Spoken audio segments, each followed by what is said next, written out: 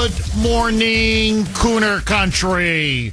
Okay, my friends, recent batch of new opinion polls are out, and I got to tell you, it's looking very bad. My friends, I'm telling you, it's looking very, very, very, very bad for the Democrats, especially for Chuck Schumer, Hakeem Jeffries, Nancy Pelosi, and really the radical Democrats.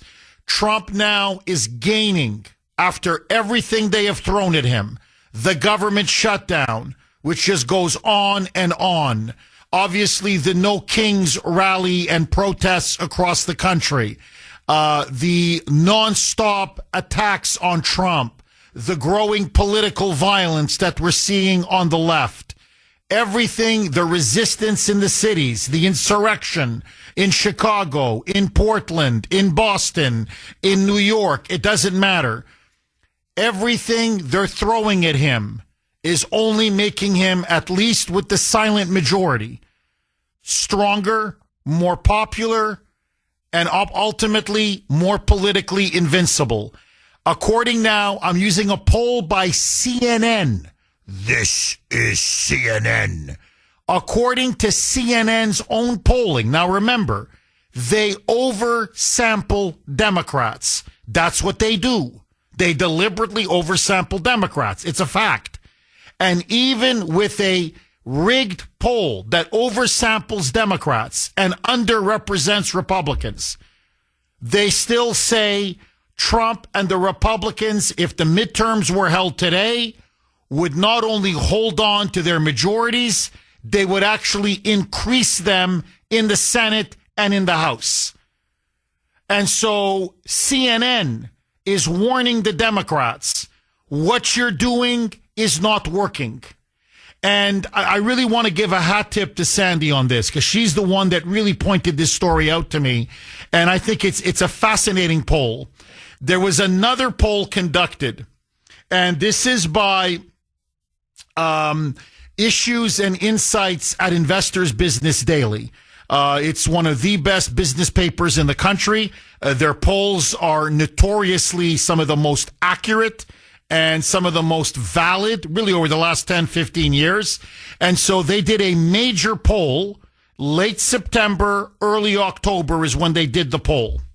And what they found is that among Republicans, among independents, and even among many, many Democrats, especially Democrats age 50 and above, there is no support or appetite for political violence of any kind. What they said is, when we did the poll and we broke it down, party affiliation, are you an independent, are you a Republican, are you a Democrat? What struck them is how on this single issue, they disagree, they are divided on many issues, but on this issue of whether political violence is either always justified or sometimes justified or never justified, the overwhelming majority of Republicans, the overwhelming majority of independents, and yes, even the overwhelming majority of Democrats, here's the key, above age 50, overwhelmingly say it is never, never, never justified. The only shift, the only change or shift in opinion comes with age. Age is the only thing among Democrats where you do see, to me, a very troubling sign. And according now to younger respondents, especially younger leftists, younger Democrats, for those ages 18 to 24, they 37% say that political violence is justified. 37%. That's over a third. Now, if you go to the so-called, Generation Z or whatever it is, and millennials, in other words, for those between 25 to 44, it is 45% say it is either sometimes or always justified. Now, once you get to 50 years old and above, actually 45 if you want to be technical about it, then the support for political violence drops sharply, especially for Democrats across the board, for independents and Republicans. So what is clear is two things, okay? Two things. Number one, and this is now undeniable, the polling is there. We have the scientific data, never mind just the anecdotal evidence and the examples of these Antifa and the rise of these anti-ICE militants who are overwhelmingly young. What we clearly now see, beyond a shadow of a doubt, is that younger Democrats tend to be much more radically to the left. This is the base for Zohran Mamdani. This is the base for AOC. This is the base for Bernie. These are the people who make up the anti-ICE protesters and Antifa. They are now becoming increasingly embracing and tolerant and even enthusiastic about assassinating their political opponents, about using political violence, and about using violence as a means to intimidate or prevent the other side, i.e. Republicans or conservatives, from either carrying out their agenda or winning. So what you're seeing now is a growing culture of violence on the left, but among the young, 20s and 30s, early 40s. But you go 45 and above, and this is the second point. There is one overwhelming message. The American people, I don't care, right, center, or left, Republican, independent, or Democrat, do not like political violence, the talk of political violence, or inciting political violence of any kind. Which then begs the question, why are the Democrats addicted to the language of violence and incitement? Why are so many Democrats, and this goes all the way, I don't care, it's local city council members, mayors, whether it's Brandon Johnson in Chicago, Michelle Wu here in Boston, obviously the crazies in Portland and Seattle, or Karen Bass in L.A., whether it's Pritzker, the governor of Illinois, I could go on, Gavin Newsom, all the way up to, as I said before, Bernie, AOC, Jasmine Crockett, Mamdani, obviously. In other words, why are so many national Democrats, not just local Democrats, national Democrats, so addicted to hate and political violence and open incitement? Because politically, it is a loser for them. It's a loser. And this is the dirty secret about the No Kings rally.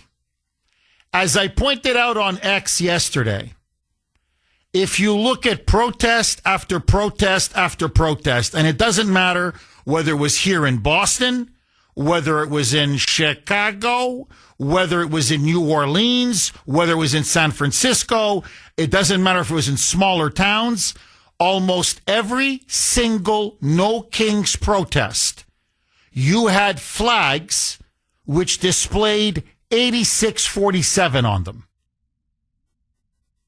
I.e., an open call. 86 means to nix or to kill. 47 is the 47th president of the United States. Comey made that infamous with his picture that he took with those seashells that he cobbled together, 8647, wink, wink, assassinate President Trump. So here you have a massive rally across the entire country, supported by the Democratic Party, supported by the elites of the Democratic Party, supported by the media, funded by George Soros, and some of the top donors in the entire Democrat Party. And they're going on about assassinating Trump. They're putting up flag after flag, calling for someone to murder him.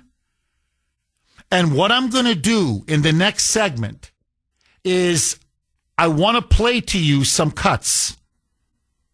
And you can hear protesters in their own words. And I'm saying on camera, oftentimes in front of their children. They have their children right beside them.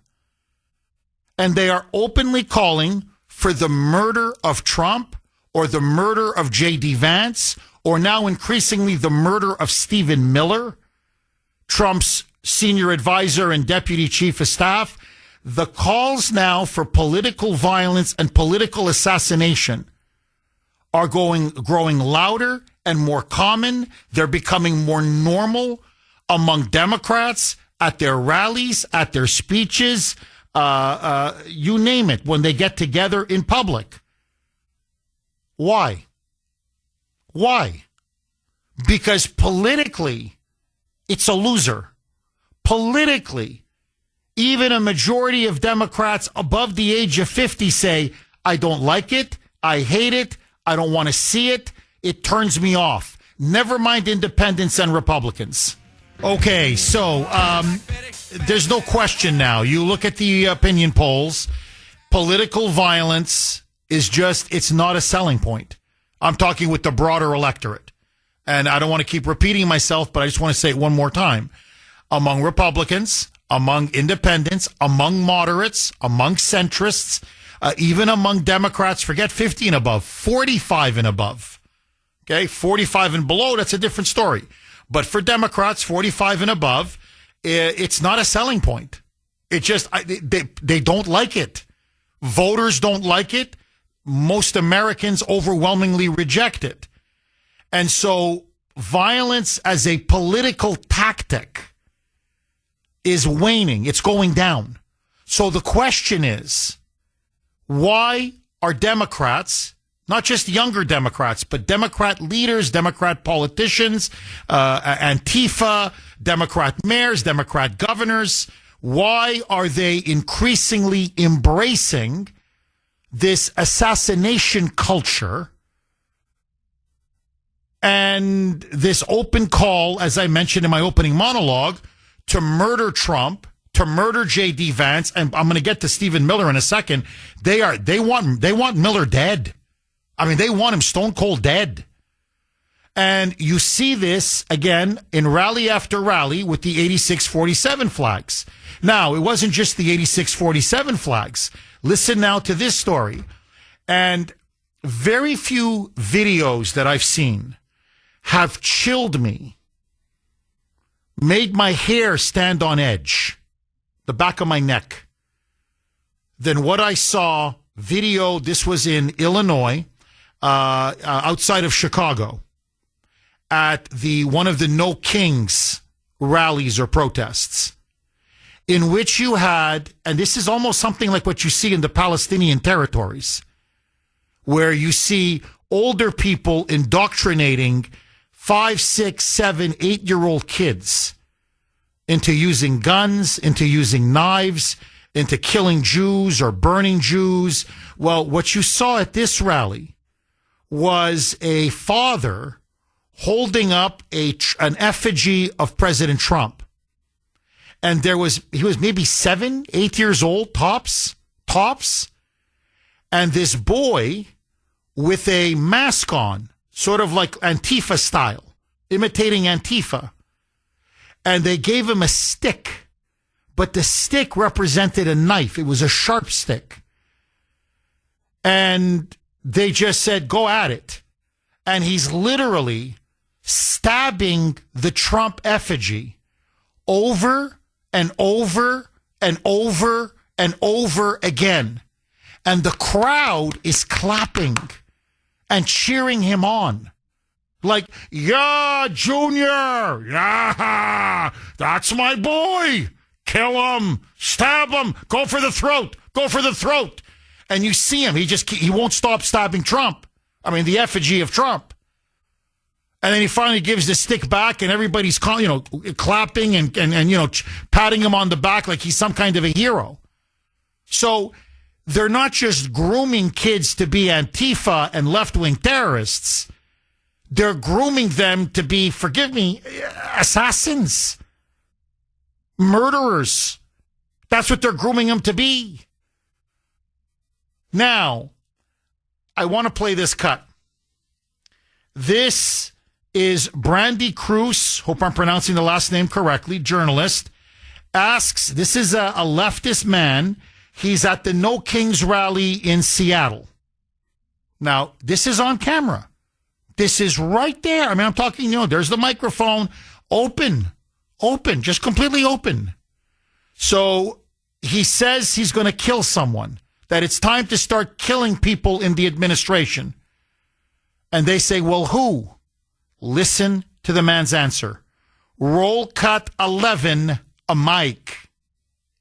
Who are you going to kill? Nazis. Who do you define as a Nazi? What do you mean? It's pretty... In this context, who's a Nazi? Stephen Miller's a Nazi. So you're going to kill Stephen Miller? If I had the chance, yeah, I would. I don't know if that's something I'd say on camera, bro. Well, he said it on camera. So the audio is not 100%. Basically, he said he's going to kill people in the Trump administration. She said, well, who? Why? And he goes, Nazis. Nazis. I'm here to kill Nazis. And she says, well, who? He goes, well, Stephen Miller.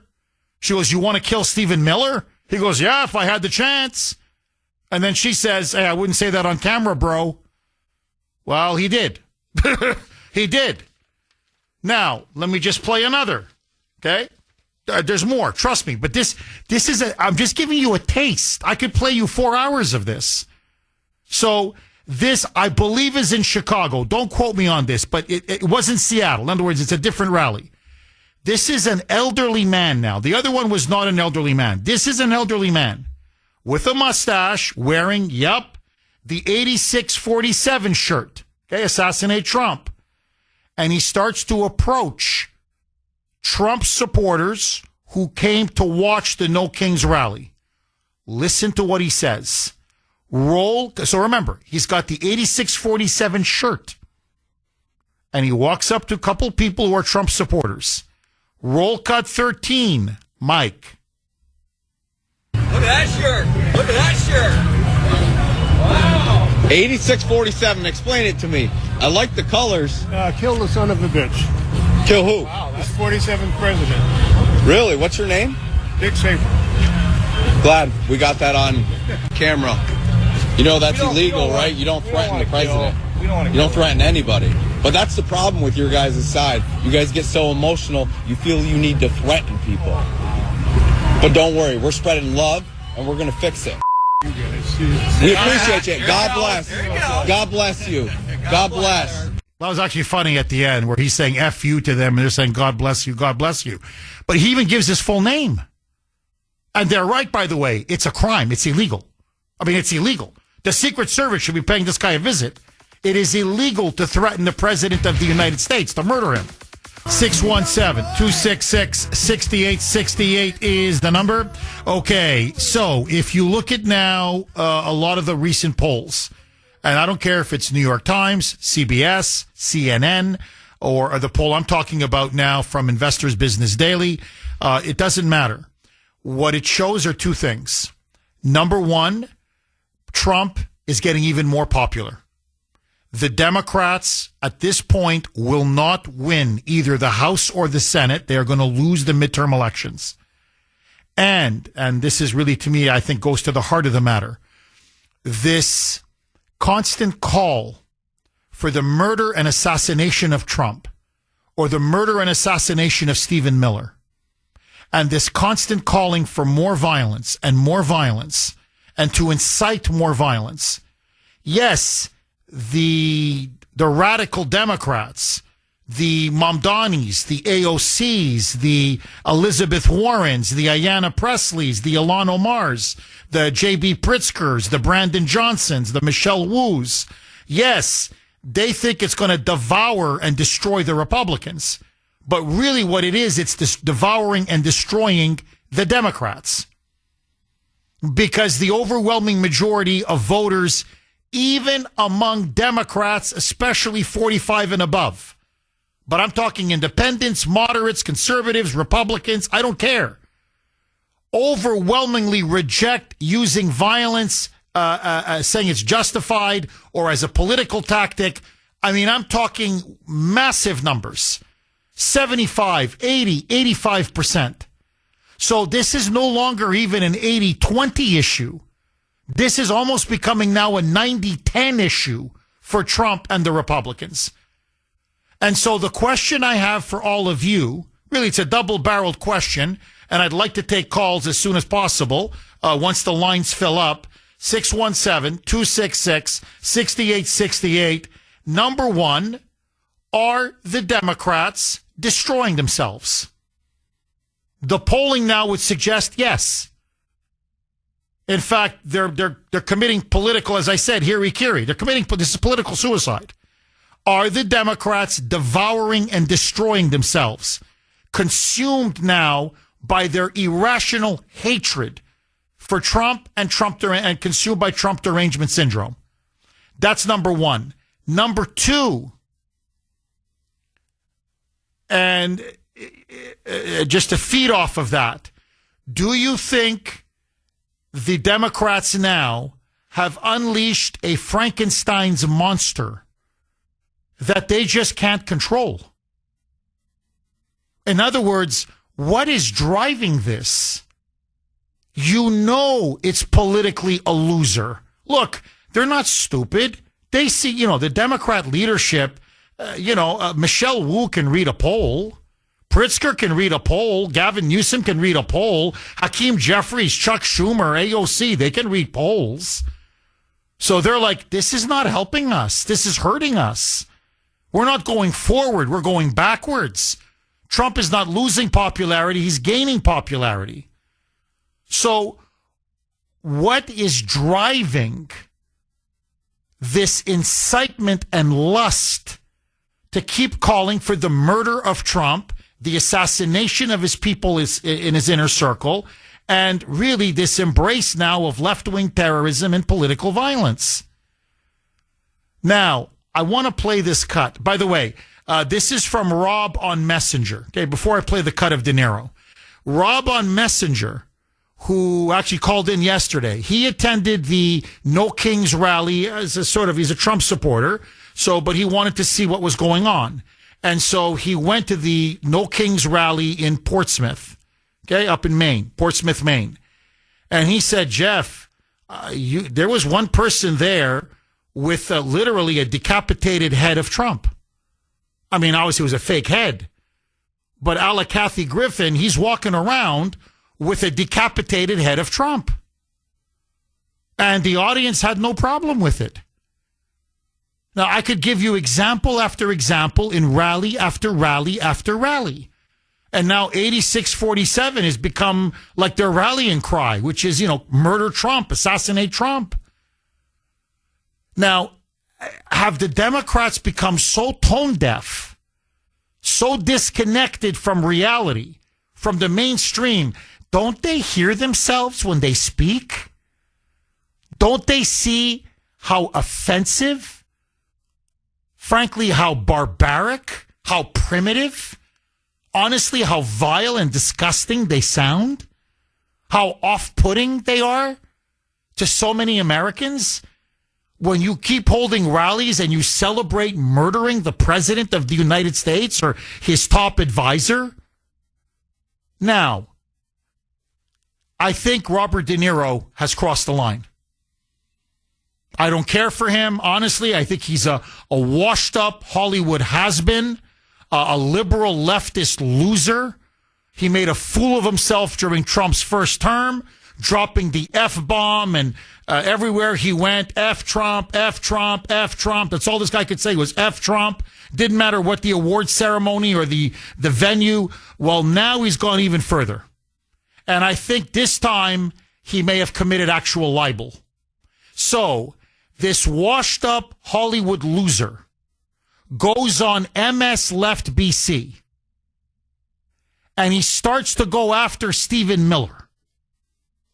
They hate Miller because Miller is the architect of Trump's, in many ways, the intellectual architect, the policy architect of Trump's border policy, his immigration policy, his deportation policy, and he's one of their most effective defenders. And so they want to kill him. If you can't beat him in an argument, kill him. So listen now to De Niro on MS Left BC with Jonathan Capehart calling Miller a Nazi. Roll cut 15, a mic. He will not. We see it. We see it all the time. He will not want to leave. He set it up with his. I guess he's the Goebbels of the cabinet. Stephen Miller. He's a Nazi. Yes, he is, and he's Jewish, and he should be ashamed of himself.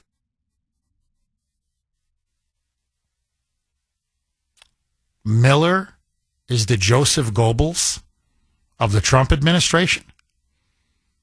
Yeah, Goebbels. Yeah, Goebbels. You can't even pronounce it properly. Goebbels. Yeah, that's how ignorant De Niro is. He's a Nazi, and he's Jewish, and he should be ashamed of himself. He's inciting murder. That's what I said on X last night. I said he's inciting murder. So now you're going after prominent Jews in Trump's inner circle, and you're branding them the most offensive, vile thing you possibly can? So he's what? He's a Nazi? He wants to put what? Americans in concentration camps? Now, that's libel. I'm telling you, and I'll tell you why. Because you can prove that it's malice. It's not just a lie. You can prove that this was driven solely by malice, by pure and utter hatred, to cause as much public damage to Miller and Trump, obviously. And notice now Trump is not going to leave office. Now that's another lie they're pushing. Now he's going to stay in power after 2028. He's going to be a cadillo, a dictator for life. Now, MSNBC is eating this up. The crazy moonbats, the Bills in Sudbury, are eating this up. They love it. They can't get enough of it. But if you're an average American, I don't care, Democrat, Republican, independent, moderate, I don't care. You listen to someone like De Niro, what are you thinking? The guy's crazy. He's effing crazy. He's also, a hateful, vicious man. A sick, twisted man. 617-266-6868 is the number. Okay, it's all on the table. I want to hear from you. Do you think the Democrats now are they committing political suicide with this open embrace of inciting violence, calling for the murder and assassination of President Trump? Now they're inciting violence against Stephen Miller. Is this now the road to the end of the Democratic Party? And why? Even though all the polls show they're losing, the message is not resonating. Americans hate all this talk, this inflammatory, incendiary, hyperbolic, hysterical panic porn and fear-mongering that the Dems are pushing. They can't stop themselves. It's like a whiskey bottle to an alcoholic. He knows it's bad, but he just keeps on drinking, baby. And so, why? What is driving this suicide impulse, political suicide impulse by the Democrats? And De Niro, has he now crossed the line? Should Stephen Miller sue him? Should De Niro now be forced to make a retraction? Many conservatives now are beyond livid, so am I, to be honest, saying that now what you've done is you're making an open incitement to murder this man. By calling him a Nazi, saying he's Jewish, he should be ashamed of himself. He's the Goebbels, the Goebbels of the administration. And I just got to say this. I used to like De Niro as an actor way back when. In fact, I knew many, my Canadian friends growing up were of Italian descent, Italian Canadians, however you want to, pronounce it or say it. They admired De Niro. They looked up to De Niro. I know many Italian Americans here have told me repeatedly, Jeff, when I was growing up, we loved him in The Godfather 2. We loved some of his movies, especially some of the parts that he played as a gangster, whatever, some of the movies that he played, Goodfellas and others. People thought, they looked up to him. Many Americans of Italian descent said, hey, good for him. And now he's just become this clown. I mean, really, this joke of a Trump hater who literally you almost laugh at. He's almost funny because he's so insane every time he talks about President Trump. Here, let me just give you a further taste of his interview on MSNBC. And by the way, they're just Jonathan Capehart, the interviewer, just yucking it up. Yucking it up. Oh, they love it. They can't help themselves. The more insane he is, the more they love it.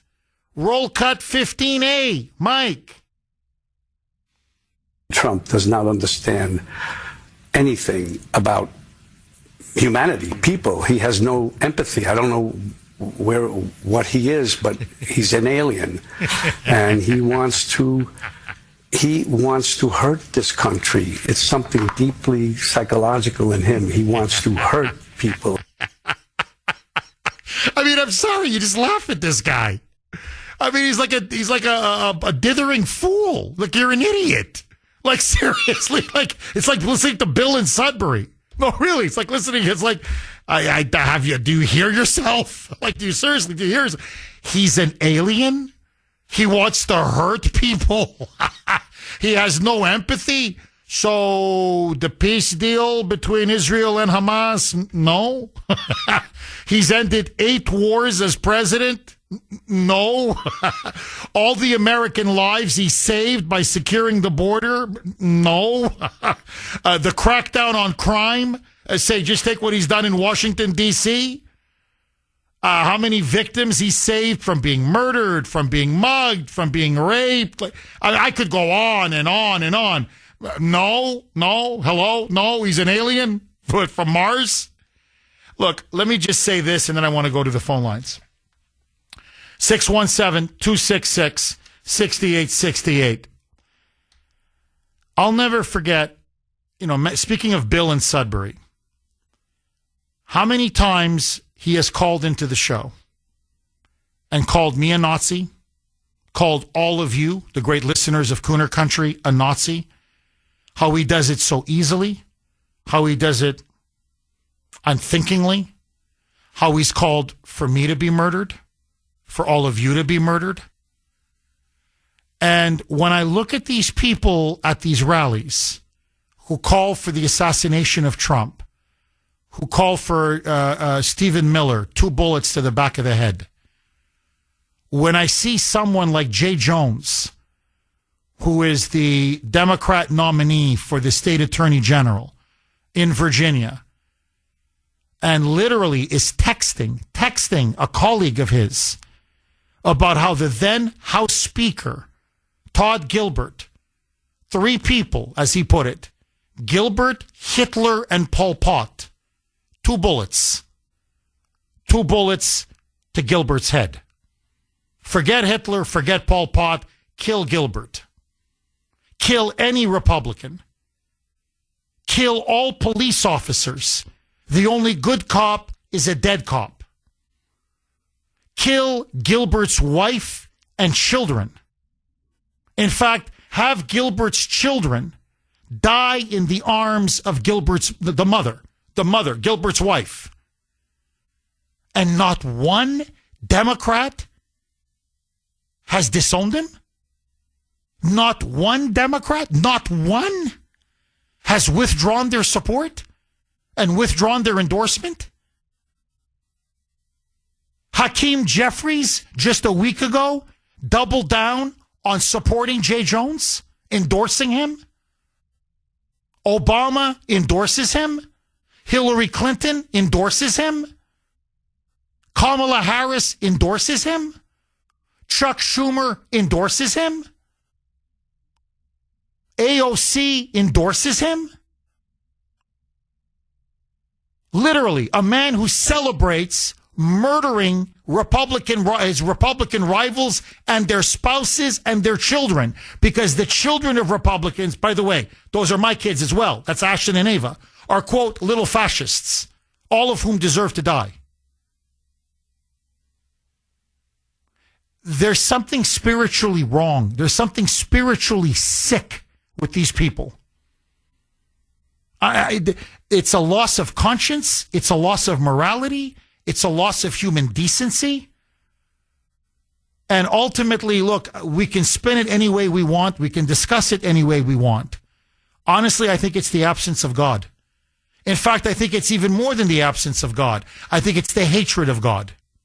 I truly do. I look at someone like Bill in Sudbury as an example, and how you can listen to a show for many years, call in when you have cancer, and have the host and the audience say, we want to do everything in our power to help you, to raise money for you, to help you get over this because you've been a long-time caller. And his reaction is, I don't take money from Nazis. I don't take money from white supremacists. And frankly, all of you should die. Now, that's a very sick man. But sadly, that's the 10, 15, maybe even 20% that is the base of the Democratic Party. And I'm telling you, it is driving the Democrats off a political cliff. People like this are lunatics, fanatics, terrorists, haters, and they destroy. And what they don't realize is they're going to destroy themselves and they're going to destroy the Democratic Party. Agree, disagree, 617-266-6868. Okay, lines are loaded. Let's go to Dan in Peabody. Thanks for holding, Dan, and welcome. President, how you doing? I'm good. How are you, Dan?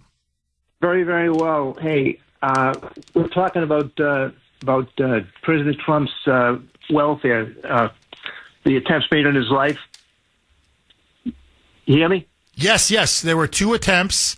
The most infamous one is Butler, obviously in Florida, and now over the weekend, Dan, I'm sure you heard about this at Palm Beach.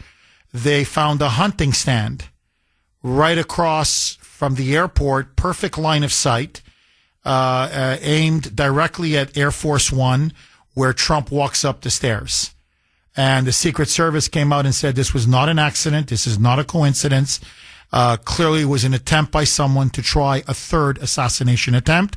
And by the grace of God, the Secret Service found out about it. So you keep calling for someone to be murdered, someone to be assassinated. They're going to continue to try to murder and assassinate that person. And that's what's happening, sadly, to President Trump. It's not going to happen. I get up, I say a rosary every morning, chaplain divine mercy for people like him. Right? He's like a saint and uncle to me. He's salt of the earth. He's not going anywhere. He's going to stay. All you got to do is run it. He's going to run his life like FDR did, and do a fireside chat. He doesn't leave the White House because if he does, he's in the crosshairs of any slob out there that wants to hurt him. We want him in one piece.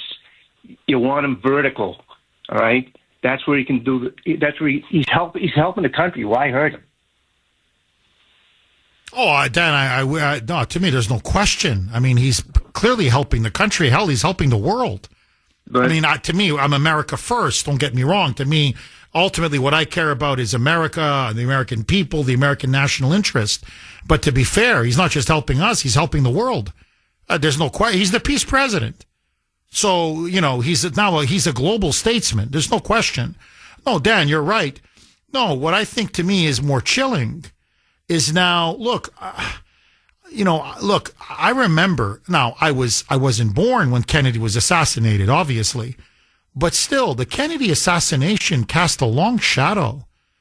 I remember growing up, and remember I witnessed, I wasn't there, but I watched on TV when Reagan was almost assassinated. When he was first when he was first elected president. And I remember there used to be a huge taboo in this country about assassinating presidents. After Kennedy, after the near assassination or the near murder of Reagan. And you didn't joke about it, and you certainly didn't encourage it and support it and call for it. That taboo is long gone.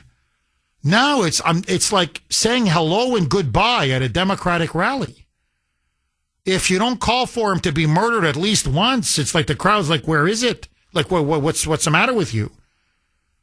This is what I mean. Now, look, that guy who called for the murder of Trump and gave his name, I believe was in Seattle. The Secret Service should be all over this. This guy should be spending years in jail. And the reason is it's not just because it's illegal. You want to stop this rhetoric before it spreads like a cancer. You want to nip this in the bud. Now it's becoming a badge of honor. Look, De Niro, he's all but saying, somebody save us from this Hitler, shoot him in the head. That's essentially what he's saying. And take Miller with him. Shoot Goebbels and shoot Hitler. So you really want to be famous? You really want to go down as a hero? You want to know what's really chic and really cool? 2 bullets. Trump's head, Miller's dead. Miller's head. So, that's now what's spreading among this 15 to 20%. Now, and notice, it's being parroted by the New York Times, by the Boston Globe, by CNN, by MSNBC, by The Atlantic, by NPR. So it's not just in academia anymore. It's being pushed hard by Hollywood, and it's being pushed hard now by the elite media. And what they don't seem to realize is, A, they're losing the country because people are disgusted by this, as they should be. But B, God forbid, what if they're successful? Do they have any idea what the forces they're playing with? You think the country's ever going to forgive them if they assassinate him the way they assassinated Lincoln? Or they assassinated Kennedy? The Democrats and the radical left will own this for 100 years. And it will tear this country apart. Over what? An election? Because they can't, Bill in Sudbury can't handle the fact that Joe Biden and then Kamala Harris lost? And Trump is saving us from disaster? And so your response is, if you can't beat him at the ballot box, you use a bullet? That's their answer now to everything is 86-47? Dan, I believe God saved them in Butler. And I pray to God that he continues to have his protective hand and arm around President Trump. Because the rhetoric is not diminishing. It's like a bonfire. It's just getting hotter and more intense and honestly more evil. Dan, final word to you. Calls from Washington all the time, all right? FDR had syndicated television and syndicated radio, all right, for his fireside chats. That's what has to happen to Donald Trump. I'm telling you, he's salt of the earth. We got to keep him out of the crosshairs of some of these slobs that want to hurt him. He's got a heart of gold. He wants to help people. And you got to, how can you find fault with a person like that? There's something wrong with you if you do.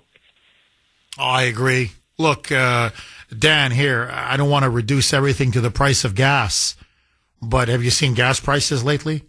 Yeah, they're at a 4-year low. It's now under $3 a gallon. I mean, I'm just telling you personally, I'm really starting to feel it now. My quality of life has gotten much better. Now, I want inflation to go down even more. Please don't get me wrong. I'm not happy. I want more. But he's already, 8-9 months in office. He's turning the ship around. So quality of life is better. The border is secure. We're, by the way, shattering records on deportations. That came out now, even in the face of this massive resistance and opposition. So whether it's the border, whether it's immigration, whether it's crime, whether it's gas, whether it's inflation, whether it's the economy, whether it's foreign policy, whether it's world peace, Rome wasn't built in a day. Biden destroyed this country. In 4 years, he destroyed it. And Trump is building it almost brick by brick. He's rebuilding it. So there's no question for the overwhelming majority of the American people, life now is much better than it was under Biden. And you want to murder him for that? Dan, thank you very much for that call. Morris in Boston. Thanks for holding, Morris, and welcome. Good morning, Jeff. Hi, Just Morris. Finished taking a De Niro and wiping my Schumer, so I'm feeling nice and light right now. Yeah. You know, Jeff, I think the big issue with the Democrat Party is mental illness. And I'm not saying that to be mean, but it's really become pretty obvious that these people are mentally ill. And, you know, like perfect example is when Bill from Sudbury calls in. He doesn't call and say, "Hey, good morning, Jeff. Hope all's well. How you doing?" It's, "Yeah, you know, Jeff." And he goes, it's like he's been having a conversation with somebody for 5 minutes before he gets on the phone with you. And it's kind of like, all right, what's he talking about? And it's just this level of intensity that he is immediately at. And it's similar, like if you approach any of these people, you know, I love reading people battling on Facebook. It's some of the funniest stuff. But you always see the liberal in the argument, not even slowly, quickly become unhinged to the point where they start making racial and homophobic slurs to the person that they're arguing with, who generally is a conservative. So they don't really have, these people don't have a backbone. They don't really have anything that they stand for. It's just anything Trump is against, therefore. And it's really, it's almost suicidal for the party itself. And it makes no sense. And with Robert De Niro, there's something going on there. There's something Trump's either got on him, because this has been going on for some time now, since Trump has become president. And I don't know if a lot of people are aware of what Robert De Niro was tied up with back in the late 90s in France with a child trafficking accusation, and was involved and was investigated, and somehow that slowly dissipated. I'm not sure if there's something there that he's worried about that's going to come out, because, I mean, he's just a rambling idiot. And for a man that has access to the information that he could possibly have, he has the arguments of some purple-haired, nose ring-wearing moron that's at one of these rallies. It's like he has no idea what he's talking about. Oh, that's a great point. That's a really interesting point, Morris. No, I remember that scandal in the late 90s. Younger underage girls, child trafficking. He was in trouble there for a while. And you're right, that all went hush-hush away. And maybe Trump, or maybe he's afraid Trump has something on him. And you're right, because he sounds he's unhinged. I mean, he's insane. He's crazy. He's crazy. Like you mentioned Bill in Sudbury. He's crazy. Morris, look, I want to ask you this. I'm really being serious. You and I politically not that we do, but just, bear with me, okay? Hypothetical.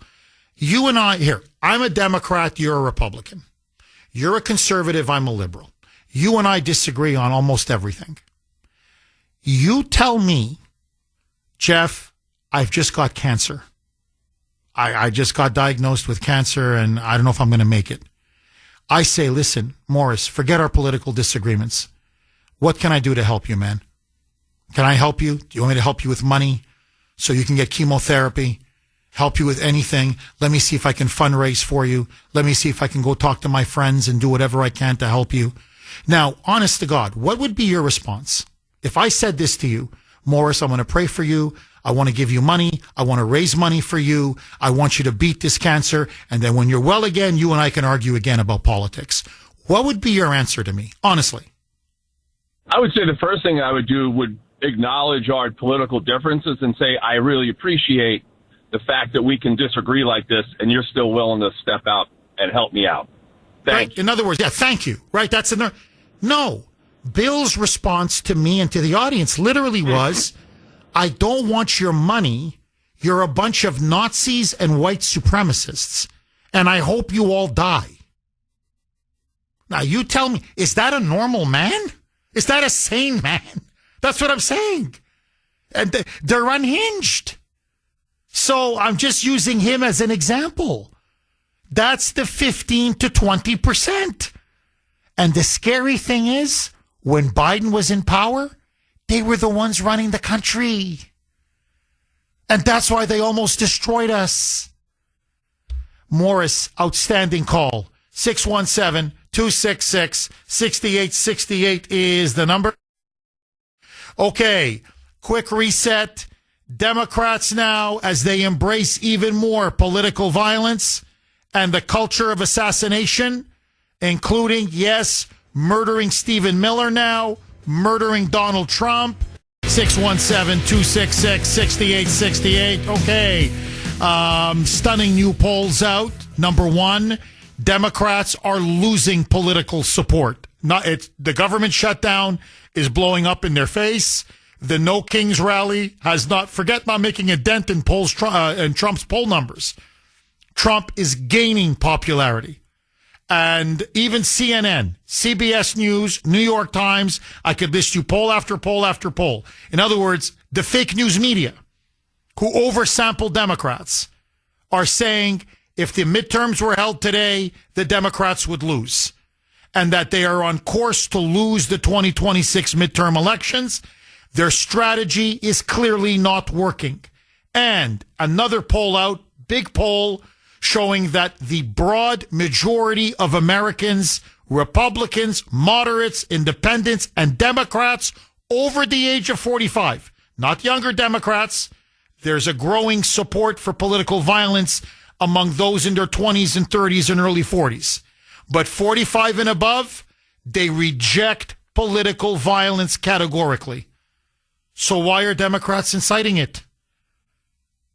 Are the Democrats now self-immolating, pouring gasoline on themselves and just lighting themselves on fire? Are they now destroying themselves? 617-266-6868. Andy in Milford. Thanks for holding, Andy, and welcome. Good morning, Jeff. Andy, how are you, my friend? Oh, I'm doing very well. Jeff, this level of sickening hate that's behind this, and that's what it is. If you were to go back in time to the 20s and the 30s, and that was really around, I believe, when the KKK was at its height in this country, and you just look at the level of hate that you had with the Ku Klux Klan when they were at their height, and you compare it to the level of hate that's behind this. Answer me this. Is there any difference? I mean, just purely looking at it from the standpoint of the level of hate. No, none. Honestly, Andy, I'm telling you, and you're right, by the way, you're very perceptive and you're very well read. The Klan did have they were born in the wake of slavery and to implement Jim Crow after the Civil War. But they really exploded in popularity. It was called a resurgence in the 1920s and let's say early 1930s. That was really their heyday. You're completely right. And, that's where they did a lot of the lynchings, but they also lynched their political opponents. Yes, a lot of it was racial, no question, but they lynched their political opponents. And they routinely called for people to be murdered. And of course, the KKK was a Democrat organization. It was created by Democrats. It was run by Democrats. It was controlled by Democrats. It was full of Democrats. The KKK hated the Republicans, hated them, and the Republicans hated them in return. So you're completely right. Look, Andy, and the only thing I would add, and I want you to finish your thought, is, again, look, I love the 1930s. I don't mean as in I love that period in terms of I'm fascinated by that period. I love to study it.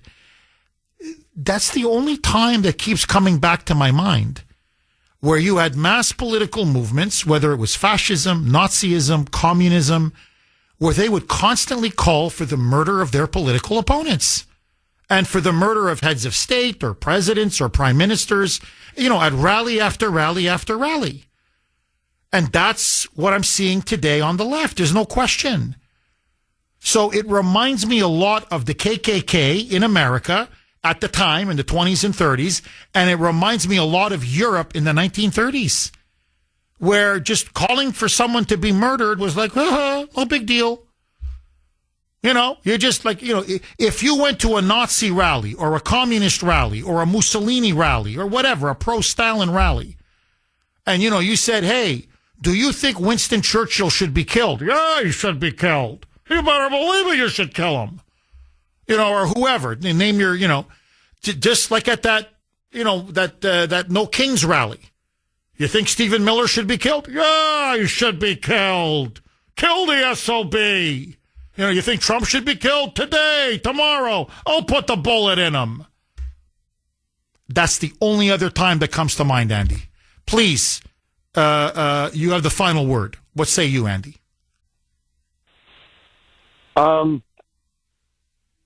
I say we just stay peaceful and we keep calling this out, and that the line we never budge from is that political violence in any context is not acceptable.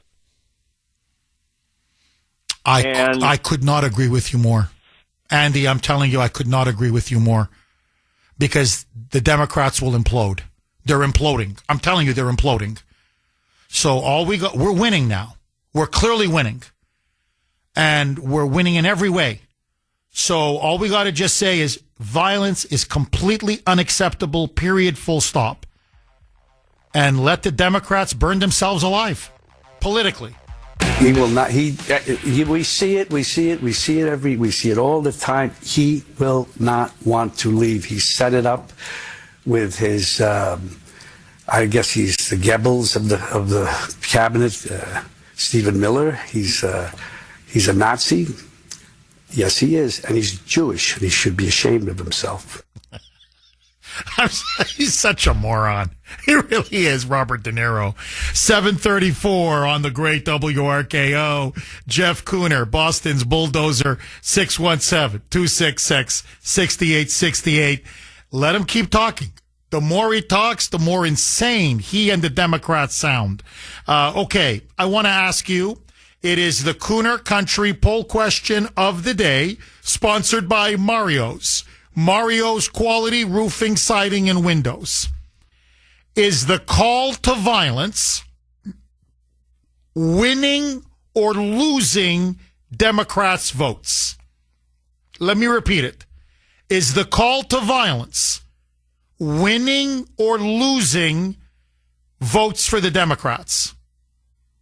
A, winning. B, losing. You can vote on our webpage, wrko.com/Kuhner, wrko.com/Kuhner, Kuhn as in national ER. You can also vote via X, and I was active last night. And you can vote on X, my handle there, at the Kuhner Report, all one word, at the Kuhner Report, Kuhner. Now, and you know, I'm losing all the way. This is killing them politically. It's destroying them. Forget killing them. They're imploding. They're self-destructing in front of our eyes. I say let them. Now, what's interesting is, as things stand right now, 94.3% of you say losing, which, of course, I agree with. But who the hell is the 5.7% that say this is winning? That this is winning Democrats' votes? That this is a political winner for them? So, for those of you, you know, the Bills in Sudbury or whoever that think, yeah, the more you call for murder and assassination, the more votes we get. Please, I'd love to hear from you. 617-266-6868 is the number. Okay, very, very quickly, you can text the Kuhner Man, 70470, or you can also message me on Messenger. And this is from Mark, and I think on De Niro, he hits the nail right on the head. Jeff, for Robert De Niro to be saying what he says about Trump and Stephen Miller, he should feel humbled. He should be thanking Trump for keeping fentanyl out of this country. De Niro's grandson overdosed. and died at 19 years old. And this is what De Niro says about Trump. That's the thanks that Trump gets. What a real POS. You know, you reminded me of that, Mark. I forgot about that. It's true. De Niro had, one of his grandsons died. He OD'd. And you would think with Trump doing everything he can to keep fentanyl and these illicit, dangerous drugs out of our country, he'd be one of his biggest supporters and fans. Instead, this is how he thanks him? Puh, puh, spitting on him. Mark continues, as a kid, Jeff, growing up as an Italian-American, I used to like and respect Robert De Niro, especially because he was a fellow Italian-American. And I loved most of his films, especially The Godfather, I agree. Goodfellas, I agree. Taxi Driver. I was never a big fan of that movie. But anyway, that's just me. Analyze This. It was an okay movie. Anyway, we can agree to disagree there, Mark. And yes, even Meet the Parents. You're kidding. Really, Mark? Anyway, now that I know what he really stands for, I have completely lost all respect for him as an actor and as a human being. And now I look at him as a disgrace to Italian Americans everywhere. I wonder if he's even proud or celebrating Italian Heritage Month or considers Columbus Day as Indigenous Peoples Day. And quite frankly, I think he should be sued by both Trump and Stephen Miller. Hashtag disgusted. Hashtag boycott Robert De Niro. I think it's a long time to do a boycott of Robert De Niro. I think it's time for him to really feel it in the pocketbook and to be publicly shamed and publicly discredited. Because make no mistake about it, he's inciting murder and he's inciting assassination. He's inciting violence. There's no question now. Marlene in Waltham. Thanks for holding, Marlene, and welcome. Hi, Jeff. Hi, Marlene, Jeff. how are you? Here. Oh, I love you. We love you here. I'm visiting North Carolina, and we're listening to you. Thank Yay. you. Thank you, Marlene. What happened to no one is above the law? What happened to consequences? I disagree with let him keep talking and let them nothing. We got to put our feet down and do something about it. No one's above the law. I don't even know what the law is. What is the law for? I guess the intention is the speaker, if the person who's saying they're going to really commit something, or the person who's saying is telling someone else to go and commit a crime. I don't know what the law is, but there's got to be a law, especially pertaining to the President of the United States. And I really like that fireside chat suggestion. And I think Trump is kind of like doing it already with having his cabinet and speaking with the media and us and telling us what they're up to and things like that. It's kind of like that, but I really like that. I just wanted to say that. Well, Marlene, look, you're making excellent points. It is against the law. And I'll tell you what the law says, okay? If anybody says simply someone should kill the President of the United States, okay? Someone, or I will kill the President of the United States. That's it. You've broken the law. You cannot threaten to murder the President of the United States. You can't. It's against the law. So when those kids, I say kids affectionately, they were in their 20s, when they went to that No Kings rally that was in Seattle, and they said, "What's your name?" And the idiot gives his full name and says, "Yeah, I'd murder him. Somebody should murder him. I want somebody to murder Trump. I'd murder him in a second." They said, "Buddy, you just committed a crime." And it's black letter law. Now, whether the Secret Service will investigate, whether they'll arrest him, that's a different story. But I'm with you. No one is above the law. And I think if they started to make some arrests, you would see this kind of rhetoric, it would tamper down. Because they'd say, it better not come out of my mouth because I don't want to go to jail for a couple of years or get hit with a massive fine or whatever. But if you don't enforce the law, then it gets worse and worse and worse. Now, look, to the fireside chats, I love the idea. I think, Dan, it's a great idea Trump, in a way, is already doing it. I don't know if you saw him yesterday. He had the Australian prime minister. And what he does is he'll call like a meeting with a foreign leader or at a cabinet or whatever, and then he invites the whole media in. And he just takes question after question after question after question. And that's how he just keeps driving the news cycle. So you see, the media is never able to frame an issue or paint Trump the way they want to paint Trump, because he's always ahead of them. He's refuting them. He's debating them. He's getting in front of them. So he's constantly getting his message out to the American people.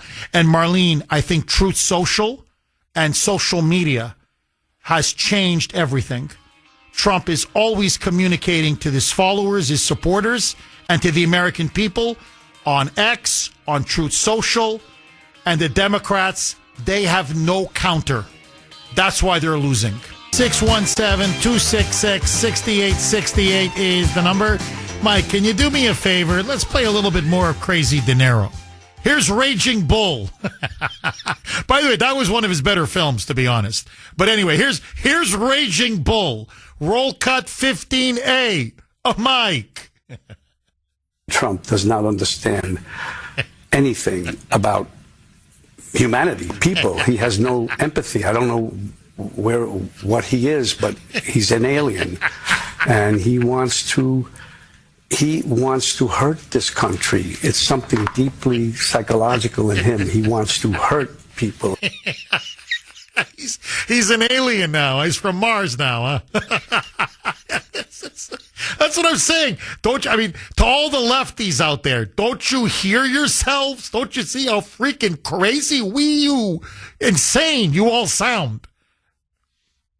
Yeah, that's a good one. I thought aliens were supposed to be good. This is from Eric on Messenger. Jeff, now I did not know this. Again, this best audience in the business. You always teach me something every day. So listen to this. Eric on Messenger. Jeff, have you seen the high heels De Niro wears? Really? Robert De Niro is so insecure about his height. I'm not that tall myself, Jeff, but I would never be caught dead in platforms with 3-inch lifts. That's a B. I can't say it. It rhymes with which. That's a B. 3-inch lifts? Holy man, I had no idea the guy wears heels. This guy. Mr. Tough Guy. 617-266-6868. Okay, let me ask all of you. We're talking about, obviously, the crazies at the No Kings rally, calling for Trump's, to be murdered, Trump to be assassinated. Now they want Miller dead. And many of them on the radical far left think it's a political winner, while the polls show, obviously, that this is killing the Democrats. Literally, politically, they're being destroyed by this. So, have you ever run into, or do you know someone who suffers, say, a family member, a friend, whatever, a colleague at work, who suffers from serious Trump derangement syndrome? Who, I want to kill him. Let's off him. Somebody needs to murder him. Kill Miller, too. Kill everybody. Just shoot them all. In other words, do you have a Bill in Sudbury in your family? Or among friends? Or do you know people like this? I do. And honestly, it's not a pleasant experience to be around them. It really isn't. But that's me. I want to hear from you. 617-266-6868. Charles in Wilmington. Thanks for holding, Charles, and welcome. Thank you for taking my call. I have 4 quick points that I want to tell you, and then you can tell the audience and myself what you think. So I'm just going to get kind of all over the place. Number one, gas. I live in Wilmington. Gas is at $2.70 to $2.75.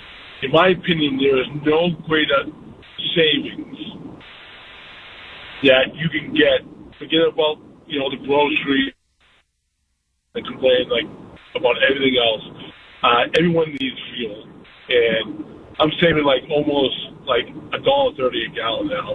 Number two, you call and said about FDR, and that he wants Trump to do that, and I want Trump to be safe. I pray for him every night. When I wake up in the morning, I'm almost afraid to turn on the radio or TV, fearing something bad happened. But Trump, here's a guy who almost got his head blown off. He gets up and says, fight, fight, fight. There's no way he's going to be intimidated by that. Number three, you might know the answer, but basically, there's three major networks in the United States: NBC, ABC, and CBS. In order to get the word out, can't like Elon Musk, and Trump buy one of those stations to get the actual, real word out? And my last thing is, I'm a medical courier, and I drive about 80,000 miles a year, and I'm in New Hampshire constantly, from the bottom right up to the top. And I see, last election, honest to God, 9 out of 10 signs, all Trump. Everyone Trump. If there's ever a place that should be investigated for, voter fraud, it definitely should be New Hampshire. Because everyone that I know up there, okay, they're like, we can't believe it. And my last point is your poll about, under 25 with the, with the violence and everything. I've talked to many people in, Cambridge, Somerville, and so forth and so on. And I asked them, I go, so who are you voting for? Who do you vote for? They're like, oh, I don't vote. I go, you don't vote? They're like, what difference does it make? You think my one vote would make a difference? So I wonder how many of those people that support the violence actually vote. Back to you. The mic's yours. You deserve it. And I love you in a non-sexual way. And thank you, Charles. Outstanding call. I got to say, really, 5 really good points. Charles, thank you very much again, and keep up the great work, buddy. I know it's not easy being on the road, and so stay safe. Look, let me just take a couple of your points. By the way, I think what you're seeing now, he's referring to the Investors Business Daily poll about how under 45, Democrats in particular, there's a much higher percentage, 37% for those in their 20s, and those in their 30s and early 40s, as much as 45% say that political violence is either sometimes or always justified. Now, that's different. After 45, Democrats can't stand violence. So that's why overall, Republicans, Independents, Democrats, it's a huge political loser for the Democrats. But what is concerning is those in their 20s, 30s, early 40s, they seem to like at least a good proportion of them. I think there's no question that's the consequence of liberal indoctrination in the classroom, in elementary school, especially in high school, and in the colleges. And I think you're starting to see the effect of that. Now, to say you support political violence doesn't mean you do it, right? It just means you're okay with it. In other words, yeah, go ahead. I don't care. Or go ahead. I'm not going to, hold it against you. And that's what you're starting to see. You go to these rallies and you look at some of these people and you're like, what is wrong with you? The stuff that's coming out of your mouth. How can you talk like this? Forget the president of the United States. And I almost don't even want to say this as an example because it's so offensive and it so crosses the line. But can you imagine if I spoke about just colleagues here at iHeart? Really, just managers, or I'm not going to name any names, obviously, but just, the president, the CEO, the vice president, whatever, the station manager. Oh, kill him. Sure. Shoot him. Yeah. Blow his head off. Hey, him, Hitler, Pol Pot, 3 people, 2 bullets. This guy gets 2 bullets every time. What would happen to me? I'd be fired. And rightfully so. What would all of you say? Kuhner, what the hell is wrong with you, man? Look, for all our opposition to Biden, and we were right to oppose him, when we held rallies, did we ever call for him to be killed?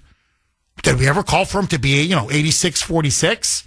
Did we ever say assassinate the guy? Did we ever say murder him? murder Kamala, murder this person, shoot this person, kill that person, assassinate that person. No.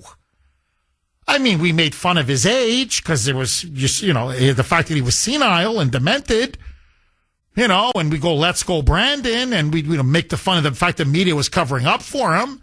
We ridiculed the guy. We spoofed the guy. But we were going around saying murder, assassinate, kill, burn it all down. Just burn the whole damn thing down. If you notice, what was so offensive about the No Kings protest is, think about it. If Trump was really a king or a dictator, you honestly think Robert De Niro can go on MSNBC and call Trump a Nazi and say Trump is a dictator for life and he has to be overthrown and somebody should, take out Stephen Miller? You think people could hold protests and call for Trump to be murdered? You think in a dictatorship, you think they allow you to say stuff like this? The fact that they held a freaking rally tells you everything you need to know, that there's no dictatorship and no king and no monarchy. It's so preposterous. In fact, and most of you know this, but it bears repeating. Okay, just stand back for a second. What is the Trump presidency? And I know we're a constitutional republic. I get it. But what is the Trump presidency? It is the essence of democracy. I've never seen a president like this. Think about it. He won the popular vote. He won the electoral college vote decisively. He won every freaking swing state. And then he campaigned on certain key policies, deportation, mass deportations, securing the border. He told us exactly what he was going to do as he campaigned. And now that he won, he's enacting the very policies that he won on and campaigned on. In other words, it's pure democracy. I'm going to do A, B, C. Elect me, this is what you're going to get. He gets the popular vote. He wins the electoral college vote. He wins every swing state. And then he enacts exactly what he campaigned on, almost to a T. He's the most, and I'm using Democratic small d, he's the most Democratic president we've ever had. So what is everybody complaining about on the left? No, their No Kings rally is really an anti-democracy rally. Remember, they're always projecting. They want a king. Biden was their king. Obama is their king. Remember Kamala Harris. Who installed her? She was a queen. Who, when they knocked off Biden, they installed her as the nominee without a single vote. If that's not monarchical, if that's not authoritarian, I don't know what is. So they're like, this is what democracy looks like. No, the Trump presidency is what democracy looks like. I'm just telling you the facts.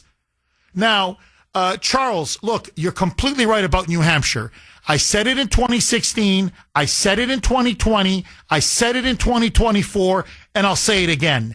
And I challenge the corrupt media in New Hampshire to refute me, and they can't. The Democrats stole New Hampshire from Trump all three elections. There's no question in my mind.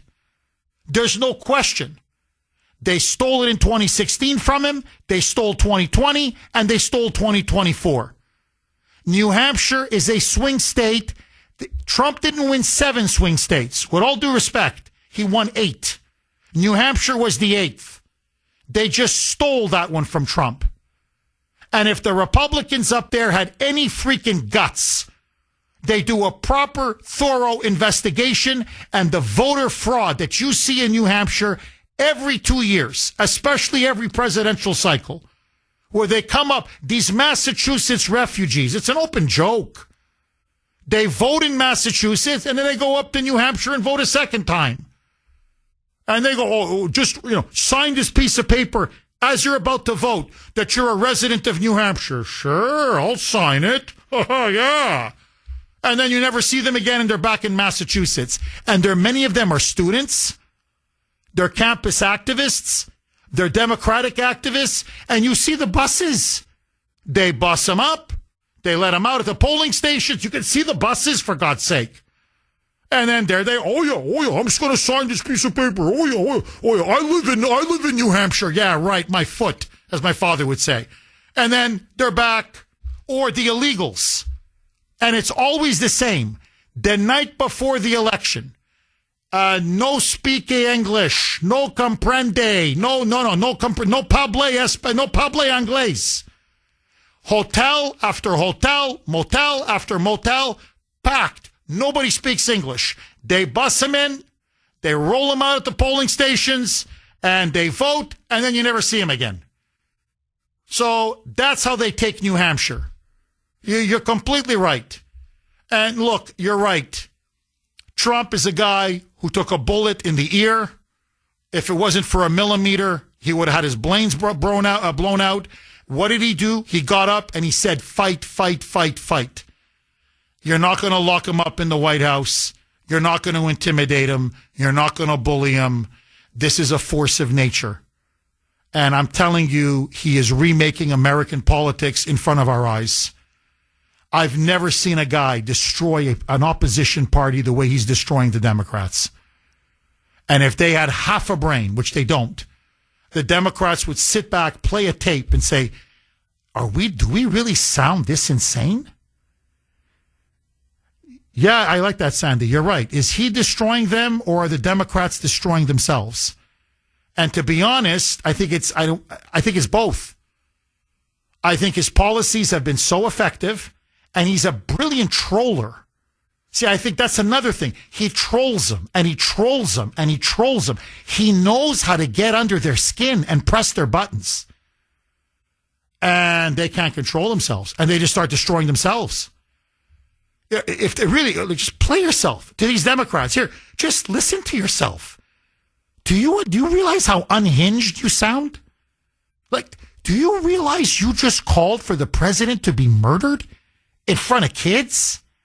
Do you realize you guys just did a rally up in, a No Kings rally up in Illinois, near Chicago? You took out a 7-year-old boy, gave him a sharp stick, took an effigy of Trump, and you were all cheering as he was stabbing the president of the United States, the effigy, in the neck, in the head, in the heart, in the stomach, again and again and again and again. Like, what are you training him to be a part of Hamas? What is this, an Antifa training ground? Or is this an actual peaceful protest? Like, do you see how offensive and sick that is to most Americans? Like, can't you see that? No. Hatred is blind. It's a phrase, but it's true. It's blind. Like, after a while, you can't see. They can't see. And they don't see. They're going right off that cliff.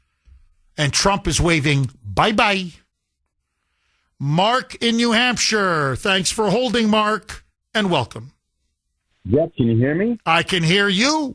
Can you hear me? I love it. I knew you were going to say that. That's great. I'm not the other Mark in New Hampshire. This is a different one. How you doing? I can tell by your voice, Mark. I've talked to you before, and there's a couple of things happened in the last couple of days that really brought up a big memory. And I called you a few days after this happened and told you and all our beautiful listeners what happened. There's some kind of a rumor going around the internet that some TV stations have used sky footage of the 2017 Boston Free Speech rally footage to claim that there was people protesting against King. So I was there. I called you a couple of days later. I was on the bandstand that day, and I just want to ask you to please comment. You still there? I'm listening to every word, Mark. My phone made a funny noise. Okay. So can you please comment, because I respect your intellect and your thoughts on different subjects. So looking at what you're talking about today, about what people can say or what the ramifications are of what people say are. Now, I tried to do research today on the internet, and, our history is whitewashed. I tried to look something up, and I can't find it. Do you seem to remember some statements made by Marty Mayor Marty Walsh right before the protest about how people should rise up and show the people on the bandstand that they weren't welcome in Boston, Massachusetts. And then, because, when they came and rescued us and they took us away in paddy wagons for our own safety, and when the paddy wagons got to Mass Ave, they were stuck because thousands of people were marching up from the southern areas of Boston to come and protest against people like me, just a veteran. I just went there because I'm an American. I just wanted to stand up for free speech. And, they tried to tip over the paddy wagon. It was pretty scary. It was pretty scary, And I remember, I'll never forget that. And can you please comment on your thoughts about, like, Mark, let me tell you, I remember you now. I remember you. And I'll tell you why I remember you. Because I'll never forget that day for the rest of my life. Okay? For many reasons. Number one, I attended that rally. I covered that rally. Okay? I was there. So I saw what happened. Marty Walsh, this was a couple days before the rally. This was a free speech. I'm just telling the audience because I know you know this, Mark. This was a free speech rally. Literally, that's what it was. In defense of free speech. And there are about 10 speakers that were invited to speak at the bandstand at the Boston Common. Now, you can look this up. Some were libertarians. Some were actually Bernie supporters, but they were more like anti-war activists. Doesn't matter. It's a free country. Some were Trump supporters, but many of them were not. What they all had in common, some were on the left, some were on the right, some were in the center, but what they all agreed on was that we should have free speech and the First Amendment should be sacrosanct. Marty Walsh, to play on the anti-Trump sentiment on the left, lied. The mayor at the time lied and said his words, "The Klan is coming to Boston. Rise up. The Klan is coming to Boston." He said it multiple times. Rise up. And he went in particular to the black churches and the minority neighborhoods. And he so whipped up fear that they were convinced that the KKK and white supremacists, because this was in the wake of Charlottesville, 617-266-6868. So I just want to finish, and I promise I'll take more of your calls. So I remember Mark in New Hampshire because he then ended up calling the show and describing what he saw and in many ways what he suffered. He was a victim of this mob. So long story short, it's in the wake of Charlottesville, 2017. This was a free speech rally. Again, it was, there were some conservatives, there were some libertarians, there were some Bernie supporters, they were anti-war. It didn't matter. The goal was to protect free speech. It had nothing to do with race or the Klan or anything like it. There was no Klan member there. There was no white supremacist there. There was nothing. It was literally was a free speech rally. Okay, it was a pro First Amendment rally. And Marty Walsh lied. And he said, like Charlottesville, the Klan is coming to Boston. And he scared the living daylights, especially out of the black community, but the minority community. And then the media went along with the giant big lie. And this is what I mean when I say I'll never forget this till the day I die. Because I went there to the Common and I covered it. And you can see the hate on people's faces. I mean, they were going to tear those people, those 10 speakers, limb from limb. If they could have gotten them, they would have killed them. I'm telling you, they would have just torn them to pieces right on the spot. And so the police had to take them off the bandstand, as Mark said, put them in a paddy wagon and get them out of the Common, really for their own safety. Because, like the Klan in the 1920s, I'm telling you, they would have strung them on a tree. Okay, with a noose. They would have killed them. And they even were, as they were being taken out from the Common, they're in the paddy wagon, and there's a crowd that realizes, oh, that's where the Klan members are. That's where the KKK is. The white supremacists are in the paddy wagon. And so I remember Mark calling in and saying, Jeff, we were inside this big police truck. And the mob is encircling us. And we thought, oh my God, are they going to turn over the police truck and break through the doors somehow and grab us out and kill us? This is how enraged, how inflamed, how emotional, frankly, how insane the public got. They were like a bunch of zombies. Kill them, kill them, kill them, like rampaging zombies. Now, my point being that it was all a lie. In other words, one man with the power of the media in his back pocket could literally make up a complete manufactured, fabricated story about the Ku Klux Klan coming to Boston, and that he could get 40,000 people to pour out into the common and onto the streets and have them such a bunch of raging lunatics that not only did they shut free speech down, not only did they prevent these speakers from speaking, but if the police had not intervened, you would have had 10 dead bodies. That's the power of the mob. That's the power of the media.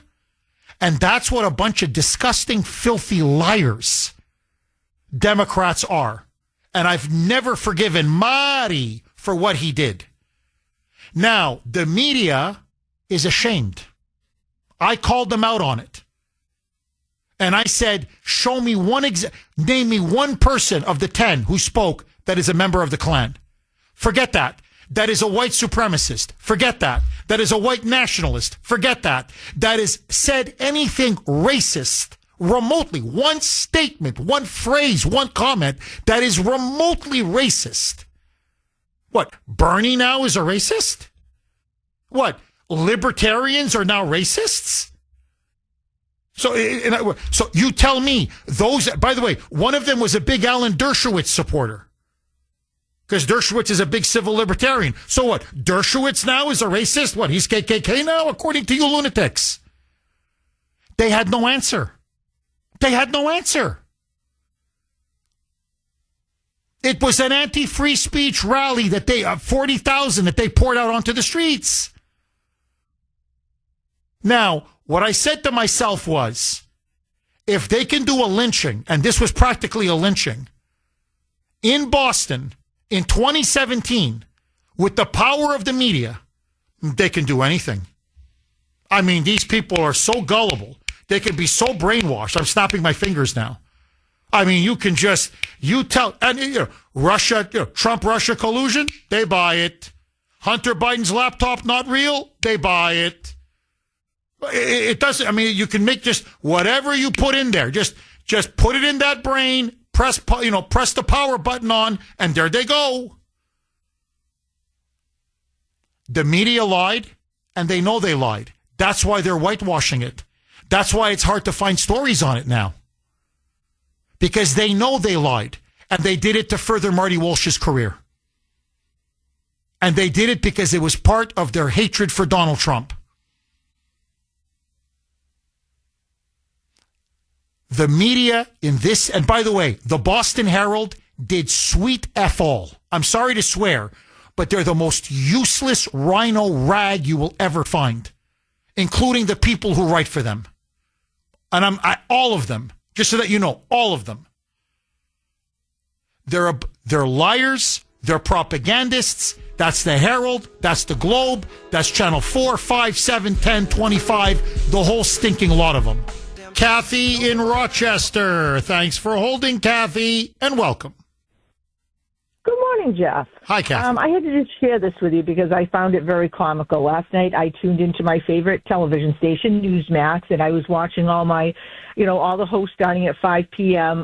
Talking about the crazy No Kings rallies, and I was thinking to myself, it should be called No Brains Rally.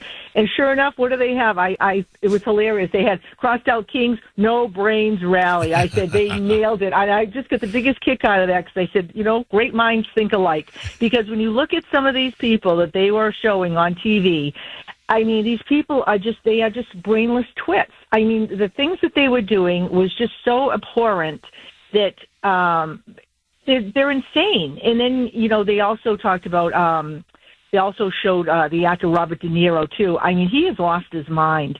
But the thing with, a lot of these liberals, they get away with all this stuff. Here they are calling for, death to Stephen Miller and death to this one, and they get away with it. Why aren't we arresting them? I mean, these people really should be locked up for a time to be taught a lesson. But the one thing that I will commend these nuts on, that they all come out in droves, whether they're being paid or not, they show up.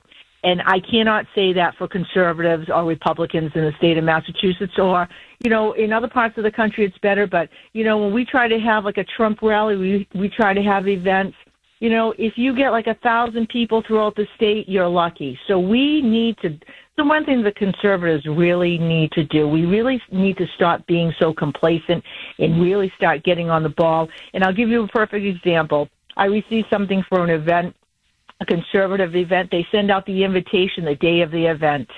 And I thought to myself, what is wrong with these people? When are they ever going to learn? Do you want to win or do you want to lose? You have to plan things out. You have to have better preparation, and you have to give people a window, so they can write it on their calendar a month from now. So it's so frustrating sometimes being a conservative in this state because you just shake your head and say, when are these people ever going to get their act together? And when are the conservatives, going to get off their butts and start showing up in droves to make our voices heard? Well, Kathy, the first thing, you're completely right, by the way. Not 100, but as I like to say, 1,000%. The problem is the Republican Party, the state Republican Party, and I don't want to get lost in the weeds here, but they've been captured by the rhinos. And as long as the rhinos control the upper echelons of the state Mass GOP, there's nothing conservatives can do. We have to take back the Republican Party.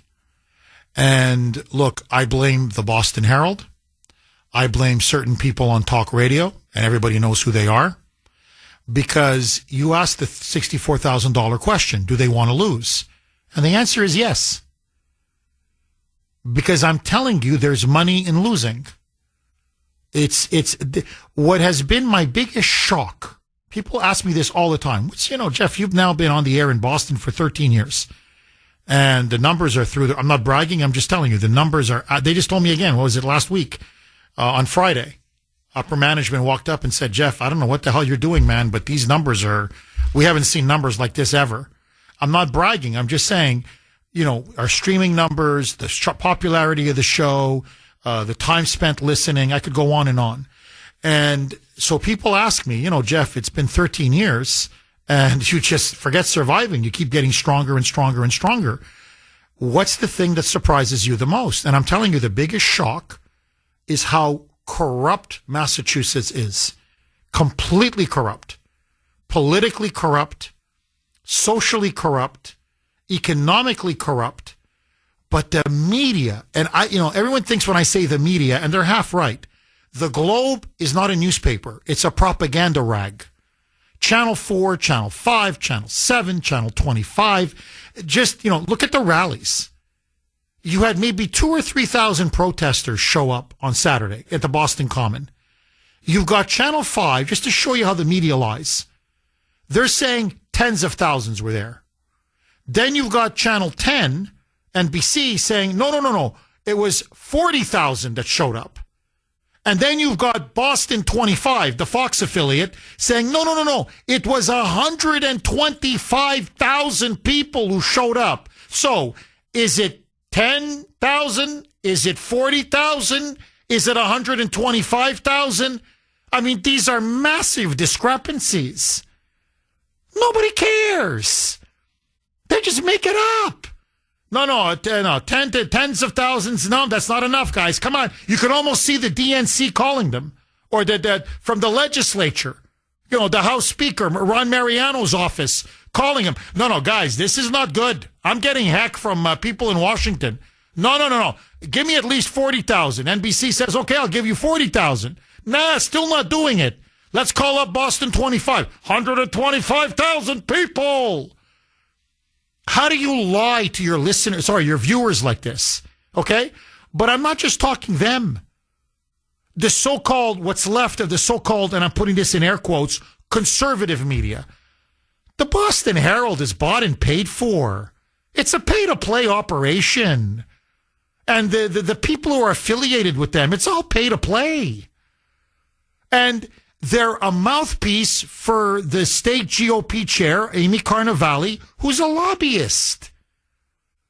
And look, people don't believe me. I'm telling you, they fight harder. The rhinos fight harder against Trump supporters, MAGA, and conservatives than they do against Democrats.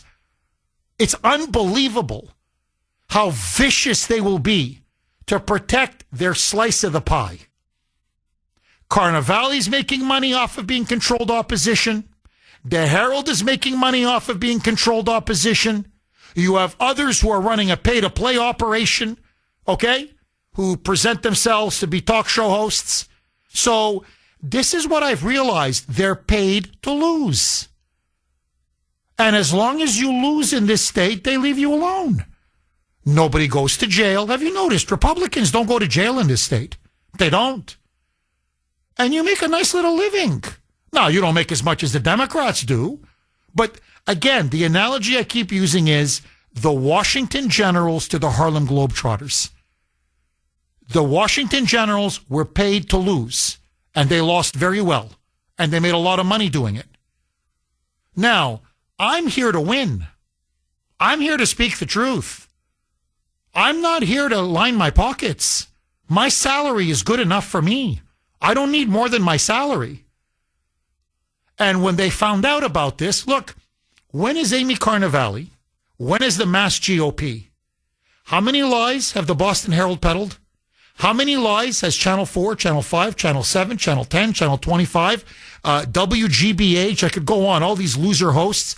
When have they ever asked them to be taken off the air? When? Ever. They went out of their way, along with the Boston Herald and people affiliated with the Herald, to go to the Federal Communications Commission to take me and this show off the air. Me. Not the left, not the liberals, me.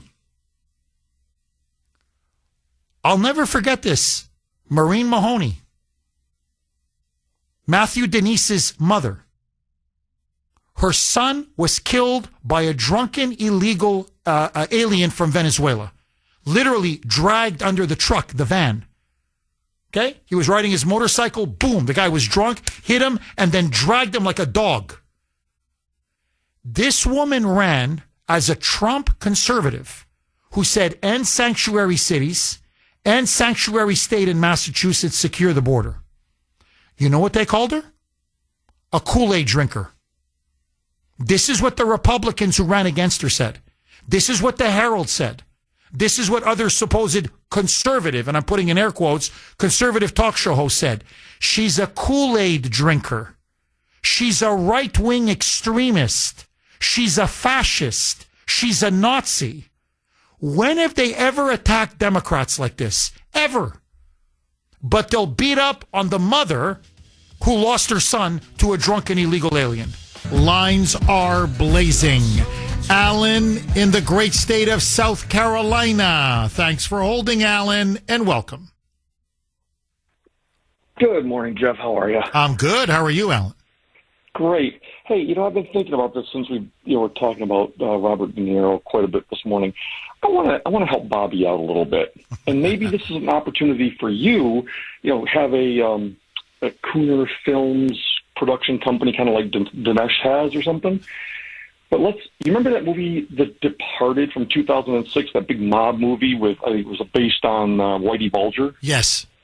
I think we spin it and create The Deported and cast Bobby as one of these sanctuary city wacko mayors or something like that. I mean, he likes wearing heels.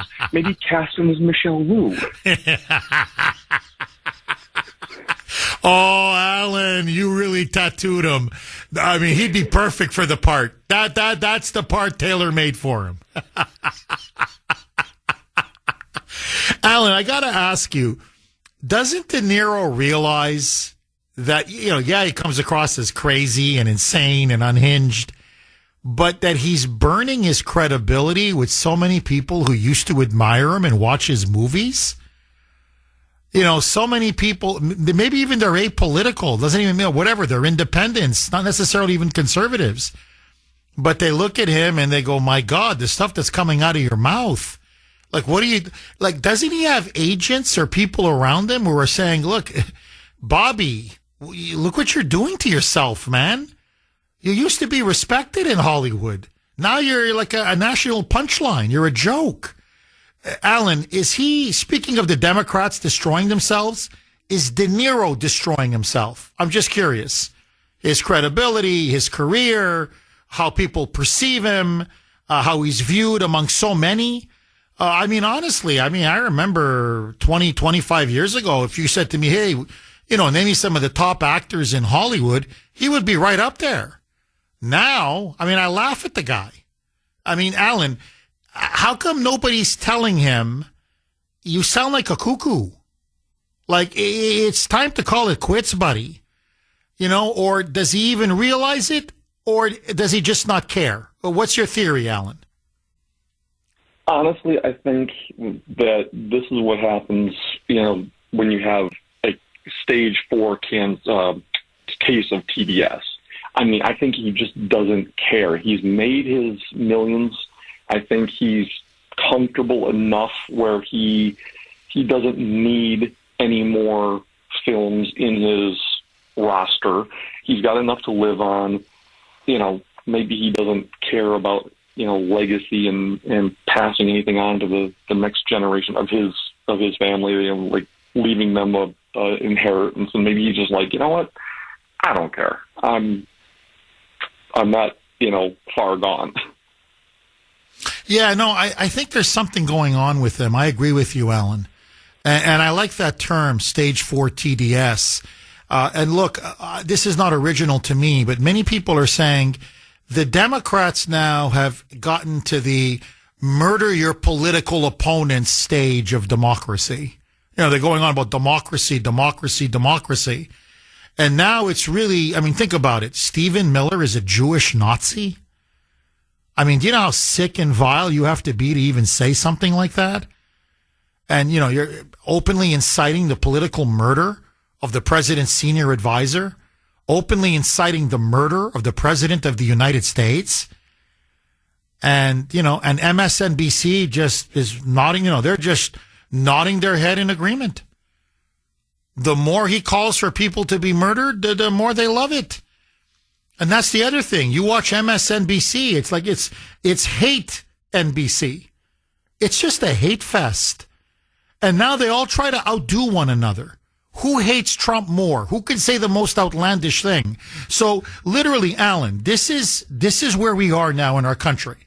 And I think, to be honest, this is why you have rallies where people routinely, Democrats, leftists, anti-Trump leftists, routinely now kill him, murder him, 86-47, assassinate him, take out Vance, take out Miller, take them all out, take it to the streets. We need a revolution. We need a violent overthrow, because you have an elite media that is constantly now says Trump is the next Hitler.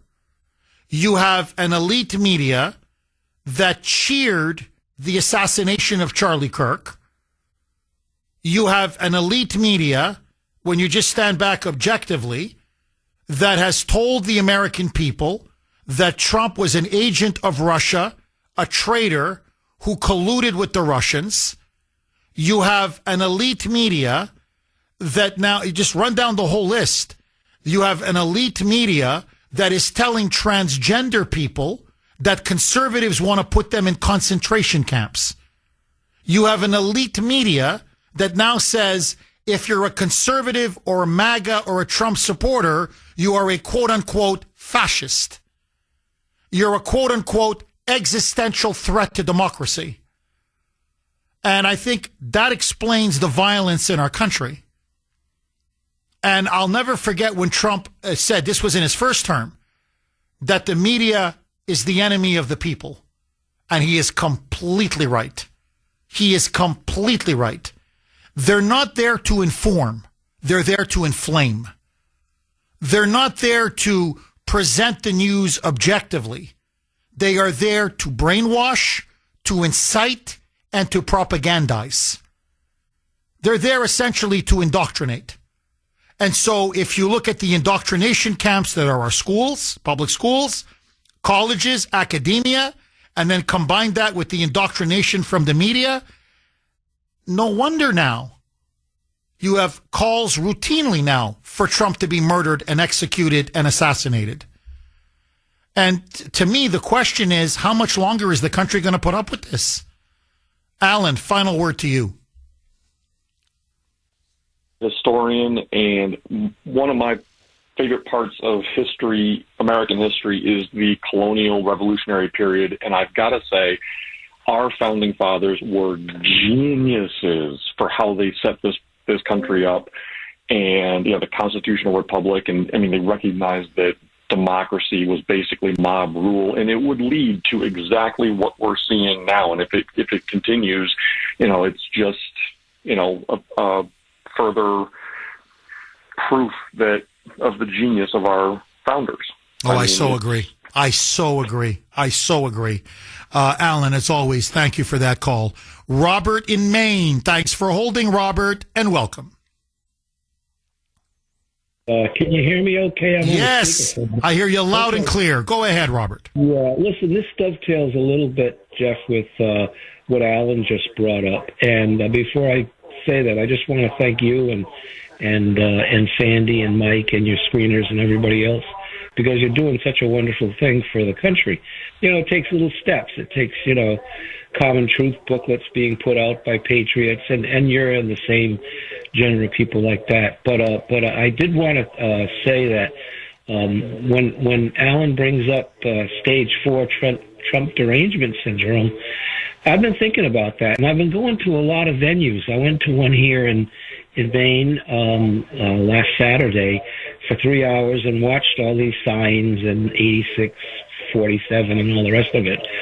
And I'm sort of making my own little study of what is this so-called syndrome that these people have. Because, when somebody walks... Robert, can you do me a favor? It's hard to understand what you're saying. Can you turn your radio off? Because we can hear it in the background. Well, okay. Is this any better, Jeff? Yes, much better. Go ahead, Robert. Okay. Well, anyway, when somebody walks in to see their doctor and says, Doc, my family brought me in here, and the doctor says, why? It's because there's been a flying saucer in my backyard now almost for a year every night. Or the Navy SEALs are digging up my lawn to put poison in my water supply. That's no longer a syndrome. That's actually an illness or a psychiatric disorder. And I think that this has gone so far with the violence.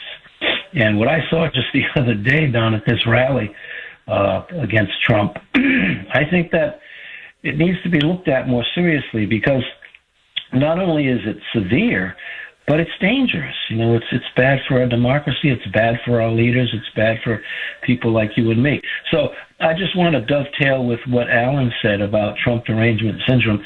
I think that maybe with a little more formal study, this so-called syndrome, which is by definition just a constellation of signs and symptoms that's appreciated by a clinician, it's more than just a syndrome. It's actually should be elevated to disease or illness or disorder status, and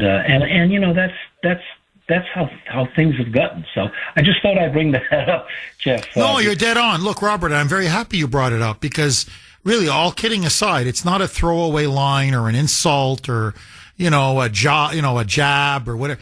Really, liberalism is now truly a mental disorder. I agree with you. And look, let's just look at the No Kings rallies, okay, the protests around the country. I'm going to describe to people what everybody saw on camera.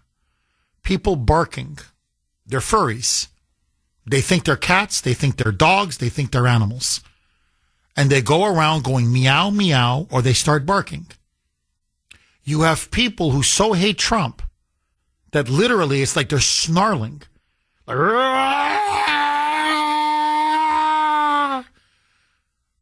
And that's normal.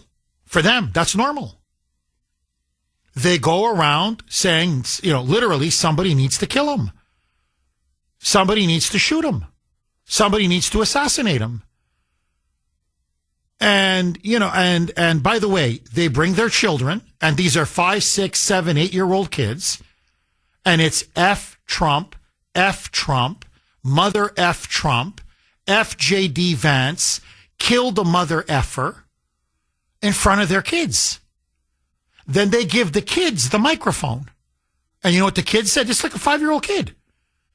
And what does he say? F Trump, F Trump, F Trump. And the crowd is laughing and the crowd is cheering. I mentioned what happened outside of Chicago. They put a Trump effigy. Give the kid a stick with a sharpened stick. Go get him, son. He puts on a black mask like Antifa. And he starts stabbing the effigy. It's Trump. In the neck, in the skull, in the stomach. And the crowd is, yeah, yeah, yeah, yeah, yeah, yeah, yeah. Now, does that look, does that look normal to everybody? Is this, like, that and we're the extremists? Like, if anybody, look, I said it before. You see the images in the West Bank and in Gaza when they will kill a busload full of Jewish civilians. They'll kill women and children. And they're dancing on the streets. And the crowd is clapping with them and dancing with them in ecstasy. And they'll roll their tongues out. La, la, la, la, la, la, la, la, la, la, la, la. And we look at this and we go, this is a sickness. These people are sick. Spiritually sick, morally sick, psychologically, mentally sick. How are they any different? Now, I'm going to tell you this. You take this to the bank, and I'm going to try to get him on the show. Andy No, who lives in Portland, or at least used to, but he covers the Portland area, has been exposing Antifa now for years. He's one of the most courageous, true independent journalists in our country. Andy No says you have to be there to see it, but it goes to your point, Robert. He said many of these Antifa people, he goes, I'm not saying this for effect or to insult them. They're literally mentally ill. They're violent schizophrenics. They have untreated bipolar disorder, whatever. But when you look at them, they are paranoid. They snarl like rabid dogs. They walk up to people and start yelling, screaming, and swearing. They want to tear your throat out, and you haven't done anything to them. He goes, the problem with many of them, he goes, we're releasing mentally ill people. By the way, many of them are homeless people, these Antifa. And forgive me, they're having sex in these camps, or tents. And they just defecate on the sidewalk. Many of them are drug users. And apparently Andy No says they've used such heavy drugs that it's like destroyed their brains. So that's what you're starting to see now.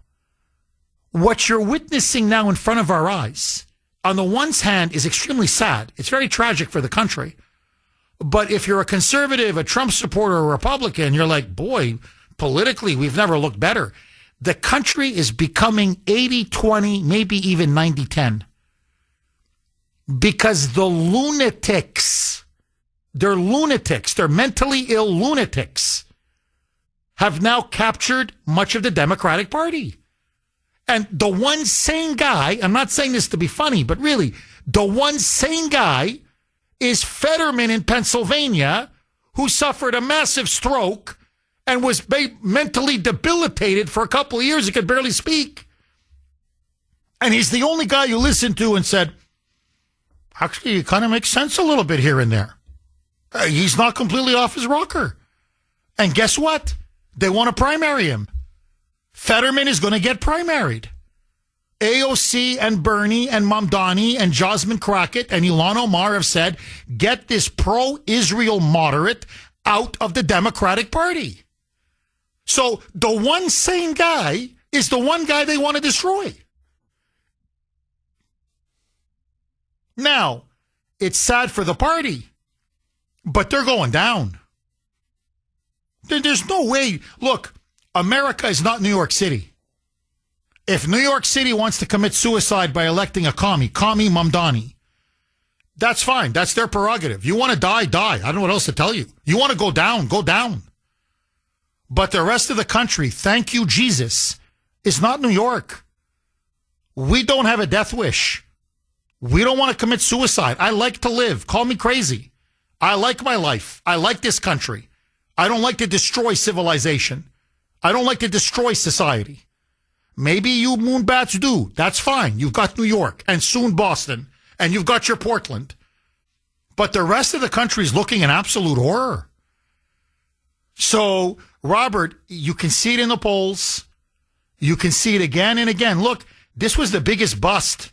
This No Kings rally. What did it do for the Democrats? It's cost them even more support. Because it's to your point. You watch how they behave and you're like, they're stone cold crazy. Like they should be locked. These people should be locked up. You want to give them the keys to the kingdom and have them run the country? Are you crazy? I want to play a cut. Robert, thank you very much for that call. And the White House now senses it. They can see it now. Listen to Caroline Leavitt. Hakeem Jeffries had an absolute meltdown over this. But I want to play Caroline Leavitt, and I want to ask you, the great audience of Kuhner Country, what did the White House press secretary say that was wrong, that was in any way false or inaccurate? Here's Caroline Leavitt calling out the Democratic Party in general. Roll cut 5, Mike. The Democrat Party's main constituency are made up of Hamas terrorists, illegal aliens, and violent criminals. That is who the Democrat Party is catering to, not the Trump administration and not the White House and not the Republican Party, who is standing up for law-abiding Americans, not just across the country, but around the world. Is she wrong? Is she wrong? I want to ask all of you. They don't support Hamas terrorists? No one is more pro-Hamas than Mamdani. They're going to elect him in New York. No one's more pro-Hamas than AOC. She's going to primary Schumer and defeat him. Kamala Harris, pro-Hamas. Bernie, pro-Hamas. You want me to keep going down the list? Chuck Schumer, the country's most famous Palestinian, as Trump calls him. You want to talk about a self-hating Jew? That's Schumer. He's pro-Hamas. So, yes, they support Hamas. Okay. They don't support illegal alien criminals? That's all they do is defend and protect illegal alien criminals. Murderers, rapists, drug traffickers, gangbangers. And they don't protect violent criminals? They don't want to put any of them in jail. They literally want to defund the police and abolish prisons. That's what Mamdani is running on. Defund the police. They're all a bunch of racists. And release the criminals into society, abolish all prisons. So, they're pro-illegal alien, check. Pro-criminal, check. Pro-terrorist, check. By the way, domestically Antifa, internationally Hamas. What did she say that was so wrong? Listen now to Hakeem Jeffries. I thought the guy was going to get a conniption. He calls a press conference, white as a sheet, and listen to him rant and rave. Roll cut 5A, Mike. You got Caroline Leavitt, who's sick. She's out of control. And I'm not sure whether she's just demented, ignorant, a stone cold liar, or all of the above. But the notion that an official White House spokesperson would say that the Democratic Party consists of terrorists, violent criminals, and undocumented immigrants. This makes no sense. That this is what the American people are getting from the Trump administration in the middle of a shutdown. You know, no. Notice, I'm sorry. You can yell and scream and cry all you want. You can't refute her argument because you know it's true. And notice, she's going on about how dare the White House press secretary talk like this. Well, truth is truth is truth. Number one. Number two, do you remember when Jen Psaki Biden's first White House press secretary lied about Border Patrol agents and ICE whipping migrants on the Rio Grande? You remember that? No, that was okay. No, then no problem. Or when Karine Jean-Pierre, Biden, we can't keep up with him. 617-266-6868 is the number. You can text us 70470.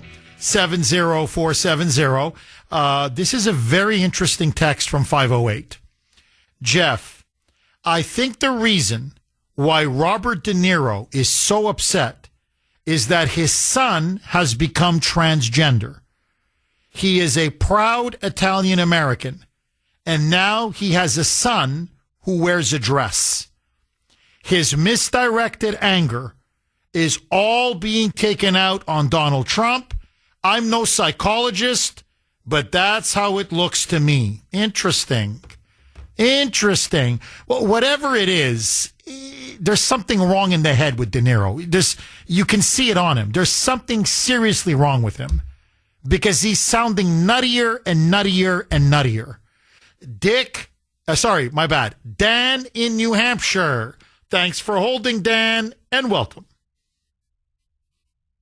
Taking the call. Thanks for taking the call, Jeff. My pleasure, Dan.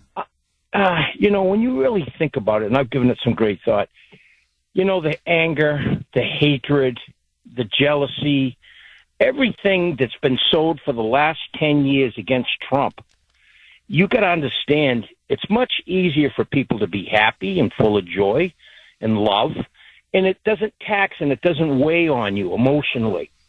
In fact, quite honestly, it's easier to conduct your life when you're happy. And I have to say the conservative side of us, we don't carry the burden of anger and hatred as the way that they do. And the reason why they've been able to do this, it's been fueled. The fuel of the media, the fuel of the politicians, the institutions, Hollywood, have been fanning the flames of evil and hatred. And what's happened is that the successes of Trump have basically baffled them. And the average, logical, reasonable person that sees these successes now has to deal with the fact that, well, I really prefer to be happy. I'd really prefer to be comfortable and have some peace of mind versus follow the fueled radical lunacy of the left. It's tiring. It's tiring emotionally. And this is why I think that they all want to kill, because in real reality, they're tired of carrying the burden of the division of this country, and they want an ending to it. And the ending is killing. Because let's face it, once the problem is gone, they don't have to feel that way anymore. They don't have to carry that load, and it's gone. And that's why you don't see people who are conservative thinking feeling that way or carrying that load, because we don't have it. We haven't been fed that. We didn't believe it. But if you're not reasonable, logical, and have your feet well grounded, and you have your eyes open, and you can see things for yourself, you can see the progress that Trump has made internationally. You can see the progress that he's made on the border. You can see the progress that he's made in the cities. You can see everything that the man has done is totally in opposite of all the lies that all these people have believed. So they're exhausted. They're completely exhausted emotionally. They want an ending to it. And this is why we got this 80-20 thing, and it keeps on growing, because people don't want to feel the hate anymore. They don't want to feel the anger, the evil, and all of this. And the ones that really do believe it, of course, they want to dust everybody. They want it gone. They're tired of it. They can't stand it. So I'm saying you're witnessing in this country right now a division that's dissolving. They can't fight the narrative because, let's face it, everything that Trump's done has benefited this country. You can't deny that unless, if, like I said, you're not reasonable or logical. And really, none of them are that are really Dan, extremists. I got to tell you, I think you put your finger really right on it. And what we're watching now in the Democratic Party and among the left in general is really like a collective mental breakdown. They're psychologically, really, it's a break. They're unraveling. And you're right. They just want it to end. And so their answer is, you're right. Kill, kill, kill, kill. Now, Dan, I know you're talking about people who are now mentally ill. So it's being logical and rational doesn't work with them. Okay. But let's just say for the sake of argument, they killed Trump, just for the sake of argument. Now, they don't realize the incredible blowback from the country. That I don't think they see that, but forget that. Don't they realize that J.D. Vance is next man up? In other words, if anything on policy, not personality, but on policy, I think J.D.'s even more America first than Trump. In terms of, like a philosophical hardliner. So it's not as if, you get rid of Trump, you get rid of Trumpism. No. I mean, you got rid of Trump, it's true, but you're basically getting Trump 2.0. So what's their solution then? Kill JD? In other words, is that the cycle now they're going to be in? Just, kill this guy, and then kill this guy, and then kill this guy. Final word to you, Dan. They don't have that ability to look that deeply into the future. It's all day-to-day hatred with them because that's how they're fed. They're fed that every single night. They watch the media. Every single night they listen to their politicians.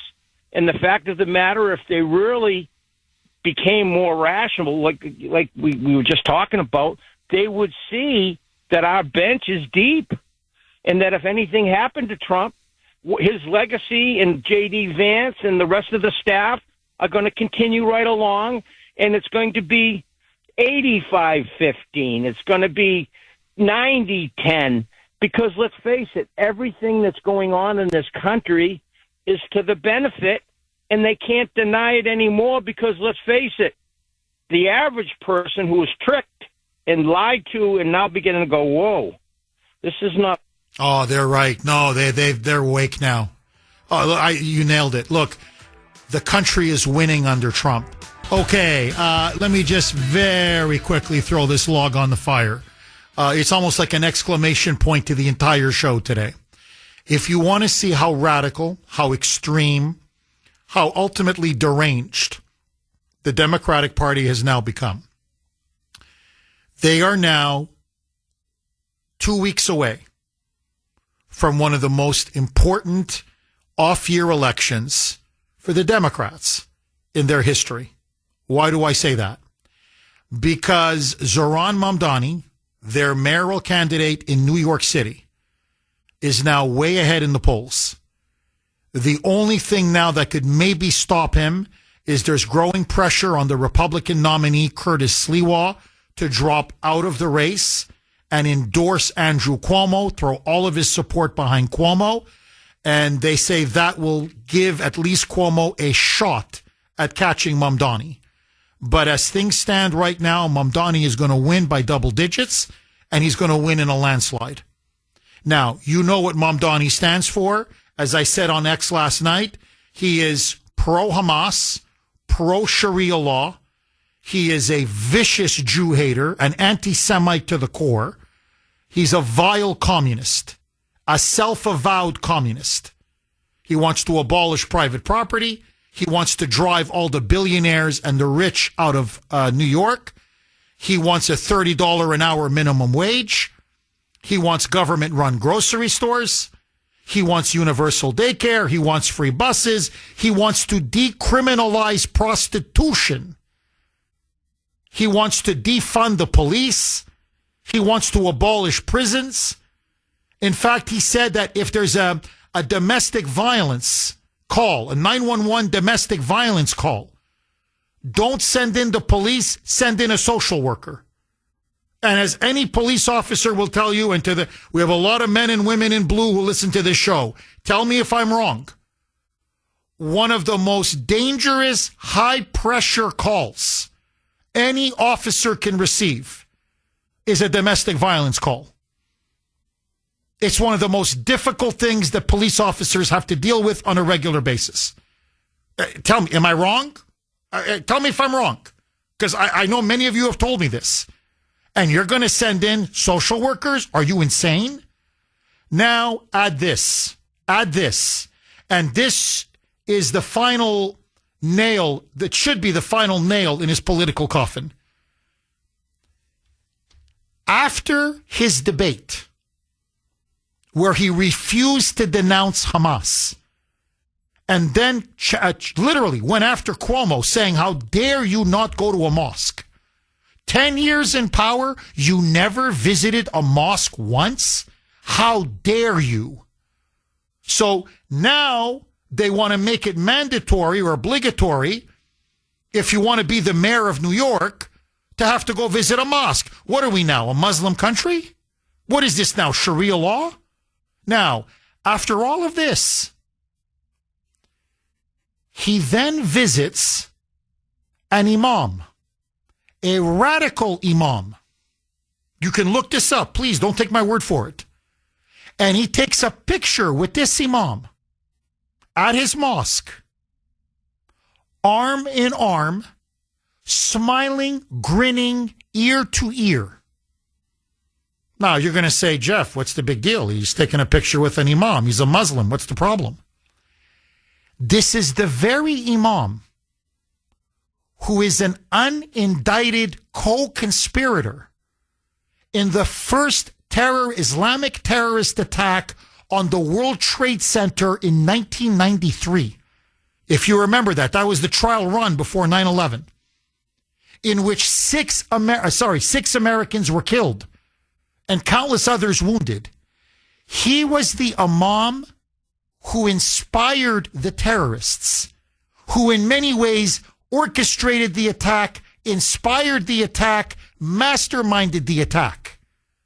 And this is the imam who defended those terrorists at trial and made a big public crusade on their behalf.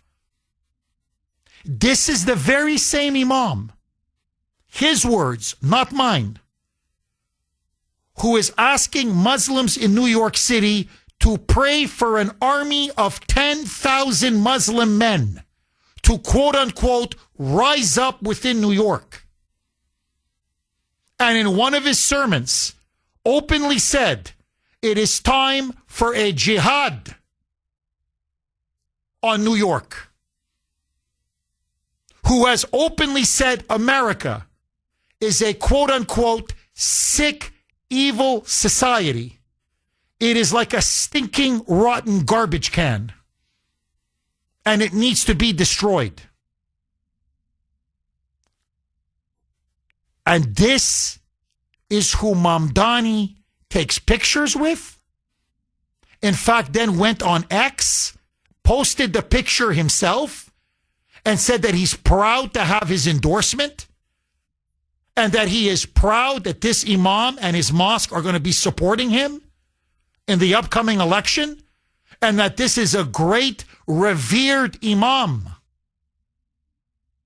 who Mamdani holds in the highest esteem. He hasn't even won yet. And he's already showing us his true colors. Now, I'm sorry, I have to say this.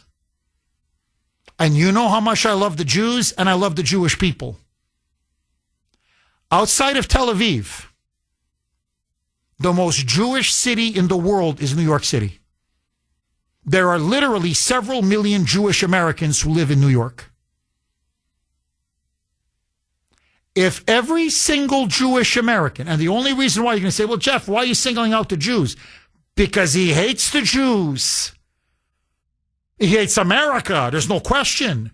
But my God, does he hate the Jews. He is an anti-Semite, a Jew hater, a filthy Jew hater to the core. He's palling around with Islamic anti-Semitic terrorists, for God's sake. If every single Jewish American voted against Mamdani, this thing is over. He can't win. He can't win.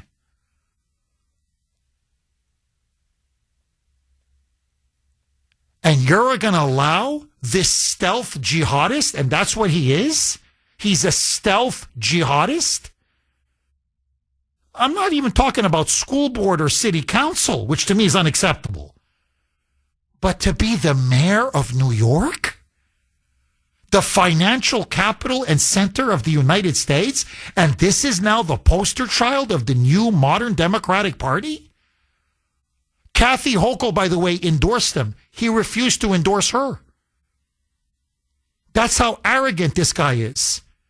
AOC kisses his ring. Bernie kisses his ring. Elizabeth Warren is campaigning for him. She kissed his ring.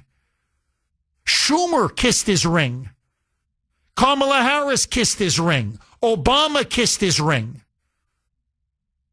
This is the man now who is going to lead, according to the Democrats, lead them out of the political wilderness. This is the man now that personifies and is the face of the Democratic Party? If he wins, I want you to think about this. If Mamdani wins, and it's now almost all but inevitable, okay? The fat lady hasn't sung, but that's about it. All that's left now is for the fat lady to sing. On the 25th year anniversary of 9/11, remember, next year, we're not just celebrating our 250th anniversary as a nation. We will also be commemorating 25 years since the September 11, 2001 Islamic terrorist attacks. Do you know who'll be the mayor if he wins? Mamdani. Do you know who'll be presiding over the ceremonies at Ground Zero? Mamdani. Mamdani has now told the Muslims, and by the way, he's taking foreign money. He's taking money from Qatar. He's taking money from Pakistan. He's taking money from Saudi Arabia. Okay, this news literally just broke maybe 2-3 minutes ago, and it's right on point to what I just said in the last segment. So, Republican nominee for the New York City mayor, Curtis Sliwa, who, by the way, is a very good man, and I think the media is shafting him in New York. I think the New York Post, I think Fox News has been shafting him, if you want my honest opinion. Anyway, he has now come out with a press conference saying that he is not, I repeat, he is not going to drop out of the race under any circumstances. So this push now by Fox and by the New York Post and by some media in New York for him to drop out, throw his support behind Andrew Cuomo, make it a two-person race, Cuomo versus Mamdani, that is not going to happen.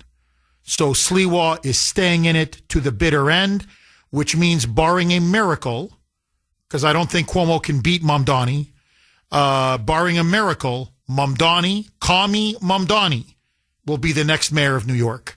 Frank in Woburn. Thanks for holding, Frank, and welcome.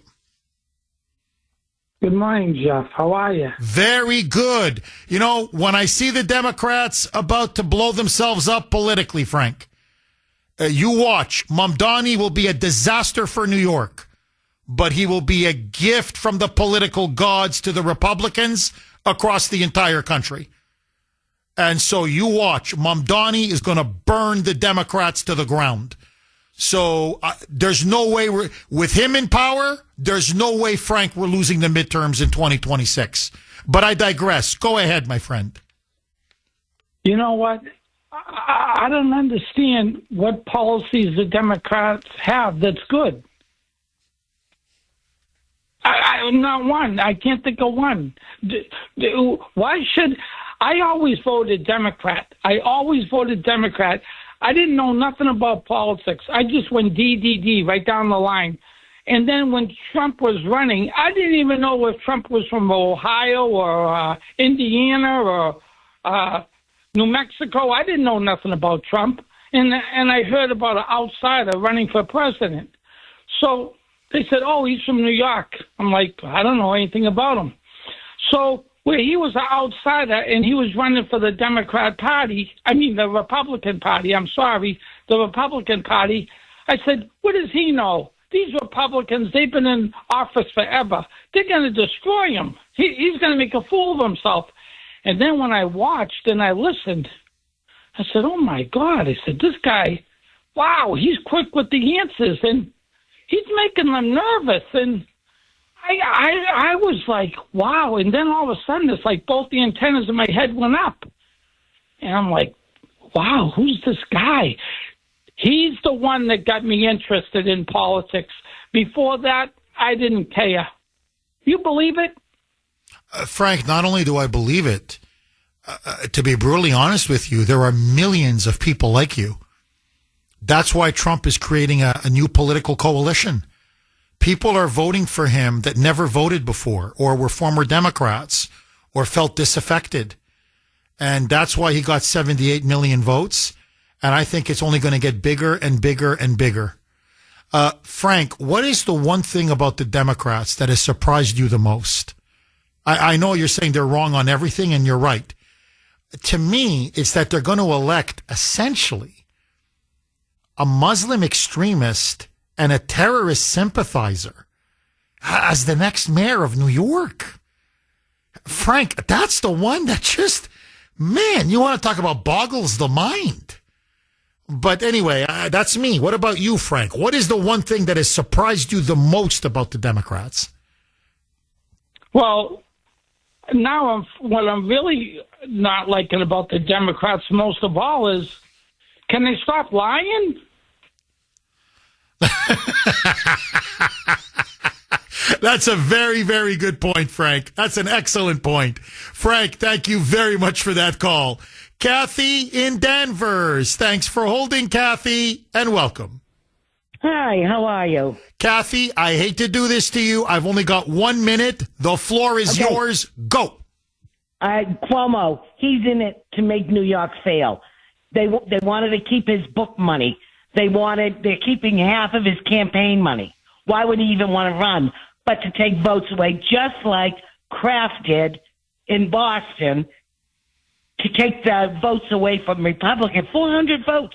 That's all they needed. Kraft bows down 2 days later so he can get his Revolution Stadium. These Democrats are selfish people who don't care about the United States. Cuomo should back down. You are 1,000% correct.